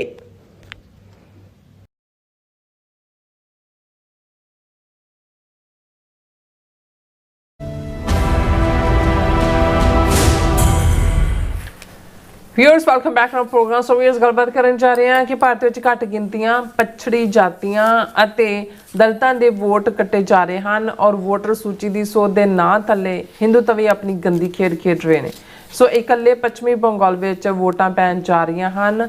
90 ਲੱਖ ਵੋਟਰਾਂ ਨੂੰ ਵੋਟ ਦੇ ਹੱਕ ਤੋਂ ਮਰਹੂਮ ਕੀਤਾ ਜਾ ਰਿਹਾ ਹੈ, ਜਿਨ੍ਹਾਂ ਵਿੱਚ ਮੈਜੋਰਿਟੀ ਮੁਸਲਮਾਨ, ਅਨੁਸੂਚਿਤ ਜਾਤੀਆਂ ਅਤੇ ਪੱਛਮੀ ਜਿਹੜੀਆਂ ਨੇ ਉਹ ਜਾਤਾਂ ਦੇ ਨਾਂ ਨੇ। ਸੋ ਇਸ ਬਾਰੇ ਆਪਾਂ ਗੱਲਬਾਤ ਕਰਨ ਜਾ ਰਹੇ ਹਾਂ ਔਰ ਨਾਲ ਹੀ ਜਿਹੜੇ ਤੁਹਾਡੇ ਮੈਸੇਜ ਨੇ ਉਹ ਵੀ ਆਪਾਂ ਸ਼ੇਅਰ ਕਰਾਂਗੇ। ਸੋ ਅਸੀਂ ਚਾਹਾਂਗੇ ਕਿ ਤੁਸੀਂ ਇਸੇ ਤਰ੍ਹਾਂ ਬਣੇ ਰਹਿਣਾ। ਦੇਖਣ ਸੁਣ ਲਈ ਜਾਂ ਲਿਖਣ ਲਈ ਤੁਹਾਡਾ ਸਭ ਦਾ ਬਹੁਤ ਬਹੁਤ ਧੰਨਵਾਦ ਜੀ। ਡਾਕਟਰ ਸਾਹਿਬ ਕੀ ਵਿਚਾਰਾਂ ਨੇ? ਦੇਖੋ, ਆਰਐਸਐਸ ਦਾ ਵਿਚਾਰਕ ਜਾਂ ਆਈਡੀਆਲੋਗ ਸੁਬਰਾਮਨਿਅਮ ਸਵਾਮੀ ਕੁਝ ਸਾਲ ਪਹਿਲਾਂ ਹਾਰਵਰਡ ਯੂਨੀਵਰਸਿਟੀ ਦੇ ਵਿੱਚ ਸਮਰ ਕਲਾਸਿਸ ਇਕਨੋਮਿਕਸ ਦੀਆਂ ਲੈਂਦਾ ਸੀ ਜੀ ਔਰ ਉਸ ਪੀਰੀਅਡ 'ਚ ਉਹਨੇ ਇੱਕ ਆਰਟੀਕਲ ਲਿਖਿਆ ਹੈ ਜਿਹਦੇ 'ਚ ਉਹਨੇ ਕਿਹਾ ਸੀ ਕਿ ਮੁਸਲਮਾਨ ਭਾਰਤ ਦੀਆਂ 90 ਦੇ ਕਰੀਬ ਮਸੀਤਾਂ ਜਿਹਦੀ ਉਹਨੇ ਸ਼ਾਇਦ ਲਿਸਟ ਵੀ ਦਿੱਤੀ ਸੀ ਵੀ ਇਹ ਹਿੰਦੂਆਂ ਦੇ ਹਵਾਲੇ ਕਰ ਦੇਣ, ਨਹੀਂ ਤਾਂ ਜਿਹੜਾ ਅਸੀਂ ਇਹਨਾਂ ਨੂੰ ਡੀਫਰੈਂਚਾਈਜ਼ ਕਰ ਦਿਆਂਗੇ। ਡੀਫਰੈਂਚਾਈਜ਼ ਦਾ ਮਤਲਬ ਹੁੰਦਾ ਹੈ ਕਿ ਵੀ ਵੋਟ ਦੇ ਹੱਕ ਤੋਂ ਮਰਹੂਮ ਕਰਨਾ, ਵੀ ਅਸੀਂ ਉਹਨਾਂ ਨੂੰ ਜਿਹੜਾ ਵੋਟ ਦਾ ਹੱਕ ਉਹਨਾਂ ਤੋਂ ਖੋਹ ਲਾਂਗੇ। ਬਿਲਕੁਲ। ਹਾਲਾਂਕਿ ਉਹਦੇ ਇਸ ਲਿਖਤ ਦਾ ਇੰਨਾ ਕਸਰ ਹੋਇਆ ਕਿ ਵੀ ਉਹਨੂੰ ਜਿਹੜੇ ਹਾਰਵਰਡ ਯੂਨੀਵਰਸਿਟੀ ਦੇ ਟੀਚਰਸ ਵੀ, ਕੁਝ ਪ੍ਰੋਗਰੈਸਿਵ ਸਟੂਡੈਂਟਸ, ਉਹਨਾਂ 'ਚ ਸਿੱਖ ਸਟੂਡੈਂਟ ਵੀ ਸ਼ਾਮਲ ਹੋਏ, ਉਹਨਾਂ ਨੇ ਸੁਬਰਾਮਨਿਅਮ ਸਵਾਮੀ ਨੂੰ ਫਿਰ ਉੱਥੋਂ ਬੈਨ ਕਰ ਦਿੱਤਾ ਕਿ ਵੀ ਤੂੰ ਇਸ ਲੈਵਲ ਦੇ ਉੱਤੇ ਜਿਹੜਾ ਹੈ ਉਹ ਪੱਖਪਾਤੀ, ਡਿਸਕ੍ਰਿਮੀਨੇਟਰੀ, ਜਿਹੋ ਜਿਹਾ ਹੁਣ ਅਪਾਰਥਾਈਡ ਹੈ, ਜਿਵੇਂ ਸਾਊਥ ਅਫਰੀਕਾ ਸੀ ਕਾਲਿਆਂ ਨੂੰ ਨਹੀਂ ਸੀ ਵੋਟ ਕਰਨ ਦਿੰਦੇ, ਜਾਂ ਜਦੋਂ ਅਪਾਰਥਾਈਡ ਸਿਸਟਮ ਸੀ, ਕਿ ਵੀ ਇਹ ਤਾਂ ਇਸ ਲੈਵਲ ਦਾ ਕੰਮ ਹੈ। ਲੇਕਿਨ ਇੱਕ ਗੱਲ ਜਿਹੜੀ ਜਦੋਂ ਤੋਂ ਨਰਿੰਦਰ ਮੋਦੀ ਪਾਵਰ 'ਚ ਆਇਆ, ਸ਼ੁਰੂਆਤੀ ਪਹਿਲਾਂ ਤਾਂ ਅਟਲ ਬਿਹਾਰੀ ਵਾਜਪਾਈ ਪ੍ਰਾਈਮ ਮਿਨਿਸਟਰ ਬਣਿਆ, ਇਹਨਾਂ ਨੂੰ ਇਹ ਸੀ ਕਿ ਵੀ ਅਸੀਂ ਐਸਾ ਸਟਰਕਚਰ ਕਿਵੇਂ ਬਣਾਈਏ ਜਿਹਦੇ ਥੱਲੇ ਮੁਸਲਮਾਨ ਵੋਟਰ, ਹੁਣ 20 ਕਰੋੜ ਤੋਂ ਜ਼ਿਆਦਾ ਮੁਸਲਮਾਨ, ਖਾਸ ਤੌਰ 'ਤੇ ਜਿਵੇਂ ਬੰਗਾਲ ਵਰਗੀ ਸਟੇਟ ਹੈ ਉਹਦੇ 'ਚ 1/3 ਪਾਪੂਲੇਸ਼ਨ ਮੁਸਲਮਾਨਾਂ ਦੀ ਹੈ। ਹਾਲਾਂਕਿ ਉਹਨੂੰ 24-25% ਕਹਿੰਦੇ ਨੇ, ਹੈ 32-33, ਉਸ ਤੋਂ ਵੀ ਜ਼ਿਆਦਾ ਨੇ। ਅਸਾਮ ਦੇ ਵਿੱਚ 40% ਦੇ ਕਰੀਬ ਨੇ। Overall UP, Bihar 15-16%। ਔਰ ਜਿਹੜੀਆਂ ਖਾਸ ਤੌਰ 'ਤੇ ਸਟੇਟ ਇਲੈਕਸ਼ਨਸ ਹੁੰਦੀਆਂ ਨੇ ਅਸੈਂਬਲੀ ਦੀਆਂ, ਉਹਦੇ 'ਚ ਇਹ ਜਿਹੜੀ 15-20% ਵੋਟਰ ਵੀ ਆ, ਇਹ ਡਿਸਾਈਡਿੰਗ ਵੋਟਰ ਹੁੰਦਾ ਹੈ ਵੀ ਜਿੱਧਰ ਉਹਨਾਂ ਦੀ ਵੋਟ ਜਾਣੀ ਹੈ ਉਹਦੀ ਜਿੱਤ ਹਾਰ ਦਾ ਫੈਸਲਾ ਹੋਣਾ। ਸੋ ਇਹ ਲੰਬੇ ਵਕਤ ਤੋਂ ਦੇਖ ਰਹੇ ਸੀ, ਕਿਉਂਕਿ ਕਨਸਟੀਟਿਊਸ਼ਨ ਦੇ ਵਿੱਚ ਤਾਂ ਐਡਲਟ ਫਰੈਂਚਾਈਜ਼ ਹੈ ਵੀ ਹਰ 18 ਸਾਲ ਤੋਂ ਉੱਪਰ ਦਾ, 18 ਜਾਂ 21 ਸਾਲ, 18 ਸਾਲ ਹੈ ਸ਼ਾਇਦ, ਮੇਲ ਐਂਡ ਫੀਮੇਲ, ਉਹਨੂੰ ਵੋਟ ਦਾ ਹੱਕ ਹੈ। ਸੋ ਇਹਦੇ ਤੇ ਵਰਕਆਊਟ ਕਰ ਰਹੇ ਸੀ। ਫਿਰ ਅਚਾਨਕ ਇਹਨਾਂ ਨੇ, ਕਿਉਂਕਿ ਬਹੁਤ ਸਾਰੀਆਂ ਜਿਹੜਾ ਇਹਨਾਂ ਦਾ ਚੁਣਾਵ ਆਯੋਗ ਜਿਹਨੂੰ ਕਹਿੰਦੇ ਨੇ, ਜਾਂ ਇਲੈਕਸ਼ਨ ਕਮਿਸ਼ਨਰ ਹੈ, ਉਹ ਇੱਕ ਆਟੋਨਮਸ ਬਾਡੀ ਹੈ, ਬਣਾਉਂਦੀ ਹਕੂਮਤ ਹੈ ਉਹਨੂੰ, ਲੇਕਿਨ ਉਹ ਇੱਕ ਆਟੋਨਮਸ ਬਾਡੀ, ਉਹ ਉਹਨਾਂ ਨੇ ਹਿੰਦੂਤਵੀ ਲੈ ਆਂਦਾ, ਨਾਲ 2 ਜਮੂਰੇ ਆਪਣੇ ਹੋਰ ਖੜੇ ਕਰਤੇ ਔਰ ਪ੍ਰਚਾਰ ਉਹਨਾਂ ਨੇ ਇਹ ਕਰਤਾ ਕਿ ਜੀ ਦੇਖੋ ਬਹੁਤ ਸਾਰੇ ਜਿਹੜੇ ਨੇ ਉਹ ਘੁਸਪੈਠੀਏ ਆ ਗਏ। ਜਦੋਂ ਘੁਸਪੈਠੀਏ ਕਹਿੰਦੇ ਨੇ ਤੇ ਉਹ ਬੰਗਲਾਦੇਸ਼ ਤੋਂ ਆਏ ਮੁਸਲਮਾਨਾਂ ਦਾ ਜ਼ਿਕਰ ਕਰਦੇ ਨੇ, ਦੂਸਰਿਆਂ ਦਾ ਜ਼ਿਕਰ ਕਰਦੇ ਨੇ, ਔਰ ਉਹਨਾਂ ਨੇ ਇੱਥੇ ਦੇਖੋ ਜੀ ਵੋਟਾਂ ਵੀ ਬਣਾ ਲਈਆਂ, ਇੱਥੇ ਵੀ ਆ ਗਏ ਤੇ ਅਸੀਂ ਜਿਹੜੀ ਹੈ ਵੋਟਰ ਲਿਸਟਾਂ ਦੀ ਸੁਧਾਈ ਕਰਨੀ ਹੈ। ਹੁਣ ਚੀਫ ਇਲੈਕਸ਼ਨ ਕਮਿਸ਼ਨਰ, ਉਸ ਨੂੰ SIR ਦਾ ਨਾਂ ਦਿੱਤਾ ਗਿਆ। ਔਰ ਜਿਸ ਅੰਦਾਜ਼ ਦੇ ਵਿੱਚ ਚੀਫ ਇਲੈਕਸ਼ਨ ਕਮਿਸ਼ਨਰ ਨੇ, ਹੁਣ ਬਿਹਾਰ ਦੇ ਵਿੱਚ ਐਵੇਂ ਨਹੀਂ BJP ਲੈ ਗਏ, ਉਹਨਾਂ ਨੇ ਲੱਖਾਂ ਵੋਟਾਂ ਜਿਹੜੀਆਂ ਨੇ, ਹੁਣ ਬਿਹਾਰ ਵੀ ਮੁਸਲਮਾਨਾਂ ਦੀ ਇੱਕ ਸਾਈਜ਼ੇਬਲ 16-17% ਪਾਪੂਲੇਸ਼ਨ ਹੈ, ਉਹਨਾਂ ਨੇ ਇਹ ਕਹਿ ਕੇ ਹੁਣ ਕਿ ਕਿਸੇ ਤੇ ਕੋਈ ਆਬਜੈਕਸ਼ਨ ਲਾਤਾ, ਕਿਸੇ ਤੇ ਕੋਈ, ਔਰ ਜਿੰਨਾ ਸ਼ਾਰਟ ਟਾਈਮ ਹੈ, ਕੁਛ ਹਫ਼ਤਿਆਂ ਦੇ ਵਿੱਚ ਉਹਦੀ ਇੰਪਰੂਵਮੈਂਟ, ਔਰ ਇਹੀ ਕੰਮ ਪੰਜਾਬ 'ਚ ਵੀ ਕਰ ਜਾਂਦੇ ਹੁਣ ਅਜੇ ਤਾਂ, ਕਿਉਂਕਿ ਜਿੱਥੇ ਜਿੱਥੇ ਚੋਣਾਂ ਹੋਣੀਆਂ ਸੀ ਉੱਥੇ ਪਹਿਲਾਂ ਉਹਨਾਂ ਨੇ ਜਾ ਕੇ ਬਿਹਾਰ ਕਾਬੂ ਕਰ ਲਿਆ। ਹੁਣ ਅਸਾਮ, ਬੰਗਾਲ, ਤਮਿਲਨਾਡੂ ਔਰ ਇੱਕ ਸਟੇਟ ਹੋਰ ਹੈ ਸ਼ਾਇਦ ਪੌਂਡੀਚੇਰੀ ਹੈ, ਉਹਦੇ 'ਚ ਵੋਟਾਂ ਪੈਣ ਜਾ ਰਹੀਆਂ ਨੇ। ਹੁਣ ਅਸਾਮ 'ਚ 40-42% ਪਾਪੂਲੇਸ਼ਨ ਮੁਸਲਮਾਨਾਂ ਦੀ ਸੀ, ਲੱਖਾਂ ਵੋਟਾਂ ਉਹਨਾਂ ਦੀਆਂ ਗਾਇਬ ਕਰਤੀਆਂ ਗਈਆਂ। ਬੰਗਾਲ, ਹੁਣ ਇਹ ਖਬਰ ਬੰਗਾਲ ਦੇ ਹਵਾਲੇ ਨਾਲ ਮਮਤਾ ਬੈਨਰਜੀ ਲੜੀ ਇਸ ਮੁੱਦੇ ਤੇ, ਸੁਪਰੀਮ ਕੋਰਟ ਤੱਕ ਗਈ, ਕਾੜਾ ਉਹਨੇ ਕੋਟ ਪਾ ਕੇ, ਕਿਉਂਕਿ ਵਕੀਲ ਹੈ, ਉਹ ਕੇਸ ਵੀ ਲੜਿਆ। ਪਰ ਗੱਲ ਤਾਂ ਜਿਵੇਂ ਅਸੀਂ ਕਿਹਾ ਵੀ ਜੁਡੀਸ਼ਰੀ 'ਚ ਇਹਨਾਂ ਦੇ ਬੰਦੇ ਬੈਠੇ ਹੋਏ ਨੇ, ਸੁਪਰੀਮ ਕੋਰਟ ਇਹਨਾਂ ਦਾ, ਚੀਫ ਇਲੈਕਸ਼ਨ ਕਮਿਸ਼ਨਰ ਇਹਨਾਂ ਦਾ, ਸਟੇਟਾਂ ਦੇ ਵਿੱਚ ਇਹਨਾਂ ਸੈਂਟਰ ਹਕੂਮਤ ਪੂਰੀ ਜਿਹੜੀ ਆ ਉਹ ਫੈਸਿਲੀਟੇਟ ਕਰ ਰਹੀ ਹੈ ਕਿ ਵੀ ਕੱਢੋ ਇਹਨਾਂ ਸਾਰਿਆਂ ਨੂੰ। ਮੁਸਲਮਾਨ ਇਕੱਲੇ ਮੁਸਲਮਾਨ ਨਹੀਂ, ਤੁਸੀਂ ਇਹ ਦੇਖੋਗੇ ਕਿ ਵੀ ਇਹਨਾਂ ਨੂੰ ਇਹ ਪਤਾ ਹੈ ਵੀ ਦਲਿਤ ਜਿਨ੍ਹਾਂ ਦੇ ਵਿੱਚ schedule caste, schedule tribe, backward classes, other backward classes, ਇਹ ਵੀ ਵਕਤੀ ਤੌਰ ਤੇ ਤਾਂ ਇਹਨਾਂ ਨੂੰ ਨਾਲ ਲਾ ਲੈਂਦੇ ਰਹੇ ਨੇ, ਪਰ ਹੁਣ ਉਹਨਾਂ 'ਚ ਵੀ ਅਵੇਅਰਨੈਸ ਹੋ ਰਹੀ ਹੈ ਕਿ ਵੀ ਇਹ ਤਾਂ ਸਾਡਾ ਕਾਂਡ ਕਰਨ ਵਾਲੇ ਨੇ। ਉਹਨਾਂ ਨੇ ਕਿਹਾ ਇਹਨਾਂ ਨੂੰ ਵੀ ਡੀਫਰੈਂਚਾਈਜ਼ ਕਰੋ।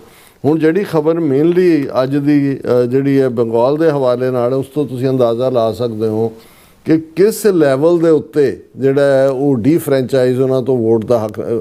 ਹੈਡਲਾਈਨ ਹੈ of 90 lakh voters excluded by SIR in West Bengal, 63% are Hindus, 34% are Muslims.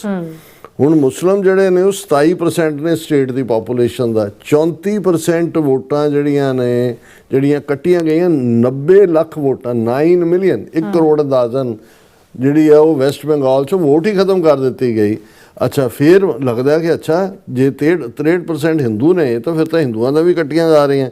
ਤੇ ਜਦੋਂ ਤੁਸੀਂ ਡੀਟੇਲ ਦੇਖਦੇ ਹੋ ਕਿ ਵੀ ਉਹ ਵੀ ਹਿੰਦੂ ਉਹ ਨੇ ਜਿਹੜੇ ਵਿਚਾਰੇ ਸ਼ਡਿਊਲ ਟਰਾਈਬ, ਜਿਹੜੀ ਉਹਨਾਂ ਨੂੰ ਪਤਾ ਹੈ ਵੀ ਉਹਨਾਂ ਦੇ ਹੱਕ 'ਚ ਉਹਨਾਂ ਨੇ ਵੋਟਾਂ ਨਹੀਂ ਦੇਣੀਆਂ ਹੈ, ਔਰ ਪਛੜੇ ਹੋਏ, ਉਹਨਾਂ ਨੇ ਕਿਹਾ ਵੀ ਇਹ ਜਦੋਂ ਇਹ ਦੇਖਦੇ ਹੋ ਕਿ ਵੀ ਇੰਨੇ % ਮੁਸਲਮਾਨਾਂ ਦੀਆਂ ਵੋਟਾਂ ਕੱਟ ਦਿੱਤੀਆਂ, ਔਰ ਇਹ ਸਾਰੇ 'ਚ ਮਮਤਾ ਬੈਨਰਜੀ ਵਿਚਾਰੀ ਉਹਨੇ ਸੁਪਰੀਮ ਕੋਰਟ ਤੱਕ, ਹੁਣ ਕੀ ਕਰ ਸਕਦੇ ਹੋ, ਪਾਵਰ ਉਹਨਾਂ ਦੇ ਕੋਲ ਹੈ। ਔਰ ਇਹ ਜਿਹੜੀ ਇਹਦਾ data on exclusions now show that Hindus faced high deletion rates in certain border constituencies, border ਦੇ ਜਿਹੜੇ ਹਲਕੇ ਨੇ, where the majority of electorate are Matuas, ਇਹ ਕੋਈ ਕਬੀਲਾ ਹੈਗਾ। These Matuas are a sect of Hindu Namsudaras, a Dalit community which migrated from Bangladesh in large numbers। ਹੁਣ ਉਹ ਵਿਚਾਰੇ ਹਿੰਦੂ ਨੇ, ਕਿਉਂਕਿ ਬੰਗਲਾਦੇਸ਼ 'ਚੋਂ ਵੀ ਪਰਸੀਕਿਊਸ਼ਨ ਦੇ ਡਰੋਂ ਵੀ ਹਿੰਦੂ ਆਉਂਦੇ ਨੇ, ਦੂਸਰੇ ਵੀ ਜੋਬਾਂ ਜੂਬਾਂ ਨੇ ਮੁਸਲਮਾਨ ਵੀ ਆਉਂਦੇ ਨੇ। ਹੁਣ ਉਹਨਾਂ ਨੂੰ ਵੀ ਉਹਨਾਂ ਨੇ ਬਾਹਰ, ਤੇ ਜਿਹੜੇ ਮੁਸਲਮਾਨ ਆਲਰੇਡੀ ਰਹਿਣ ਵਾਲੇ ਨੇ ਬੰਗਾਲ ਦੇ, ਜਿਹੜਾ ਸਦੀਆਂ ਤੋਂ ਜਿਨ੍ਹਾਂ ਦਾ ਘਰ ਹੈ, ਉਹ ਆਲਮੋਸਟ ਜਿਹੜਾ ਉਹਨਾਂ ਨੇ ਜਿਹੜਾ ਉਹ 34% ਮੁਸਲਮਾਨ ਵੋਟਰ ਗਾਇਬ ਕਰ ਦਿੱਤਾ ਹੈ। ਔਰ ਇਸ ਦਾ ਔਰ ਫਿਰ ਪੂਰੇ ਹਲਕਾ ਵਾਈਜ਼ ਡੀਟੇਲ ਦਿੱਤੀ ਹੋਈ ਹੈ ਉਹਨਾਂ ਨੇ ਕਿਹਾ ਕਿ ਵੀ ਇਹ ਹੁਣ 2 ਹਫ਼ਤੇ ਰਹਿ ਗਏ ਨੇ, with just 2 weeks left for polling to begin, the West Bengal electorate stands at 6.75 crore voters, significantly lower than 7.66 crore voters on the rolls before SIR began in October 2025। ਔਰ ਇਹ ਜਿਹੜਾ ਮਤਲਬ ਉਹਨਾਂ ਦੀ ਕਿੱਥੇ ਤਾਂ ਜਿਹੜਾ ਉਹ 8 ਕਰੋੜ ਦੇ ਨੇੜੇ ਤੇੜੇ ਸੀ, ਕਿੱਥੇ ਹੁਣ 6.5 ਕਰੋੜ 6.75 ਹੈ।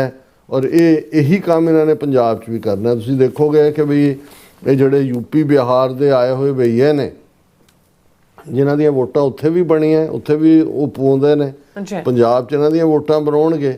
ਔਰ ਜਿਹੜੇ ਸਿੱਖਾਂ ਦੀਆਂ ਵੋਟਾਂ ਨੇ, ਕਿਸੇ ਨੂੰ ਕਹਿ ਕੇ ਜੀ ਇਹ ਤਾਂ ਹੁਣ ਕੈਨੇਡਾ ਚਲੇ ਗਏ, ਅਮਰੀਕਾ ਚਲੇ ਗਏ, ਲੱਖਾਂ ਦੀ ਗਿਣਤੀ, ਪੰਜਾਬ ਦੀ ਆਬਾਦੀ 3 ਕਰੋੜ ਹੈ, ਔਰ ਇਹਨਾਂ ਨੇ ਵੱਡੀ ਗਿਣਤੀ ਦੇ ਵਿੱਚ ਸਿੱਖਾਂ ਨੂੰ ਵੀ ਡੀਫਰੈਂਚਾਈਜ਼ ਕਰਨਾ ਹੈ।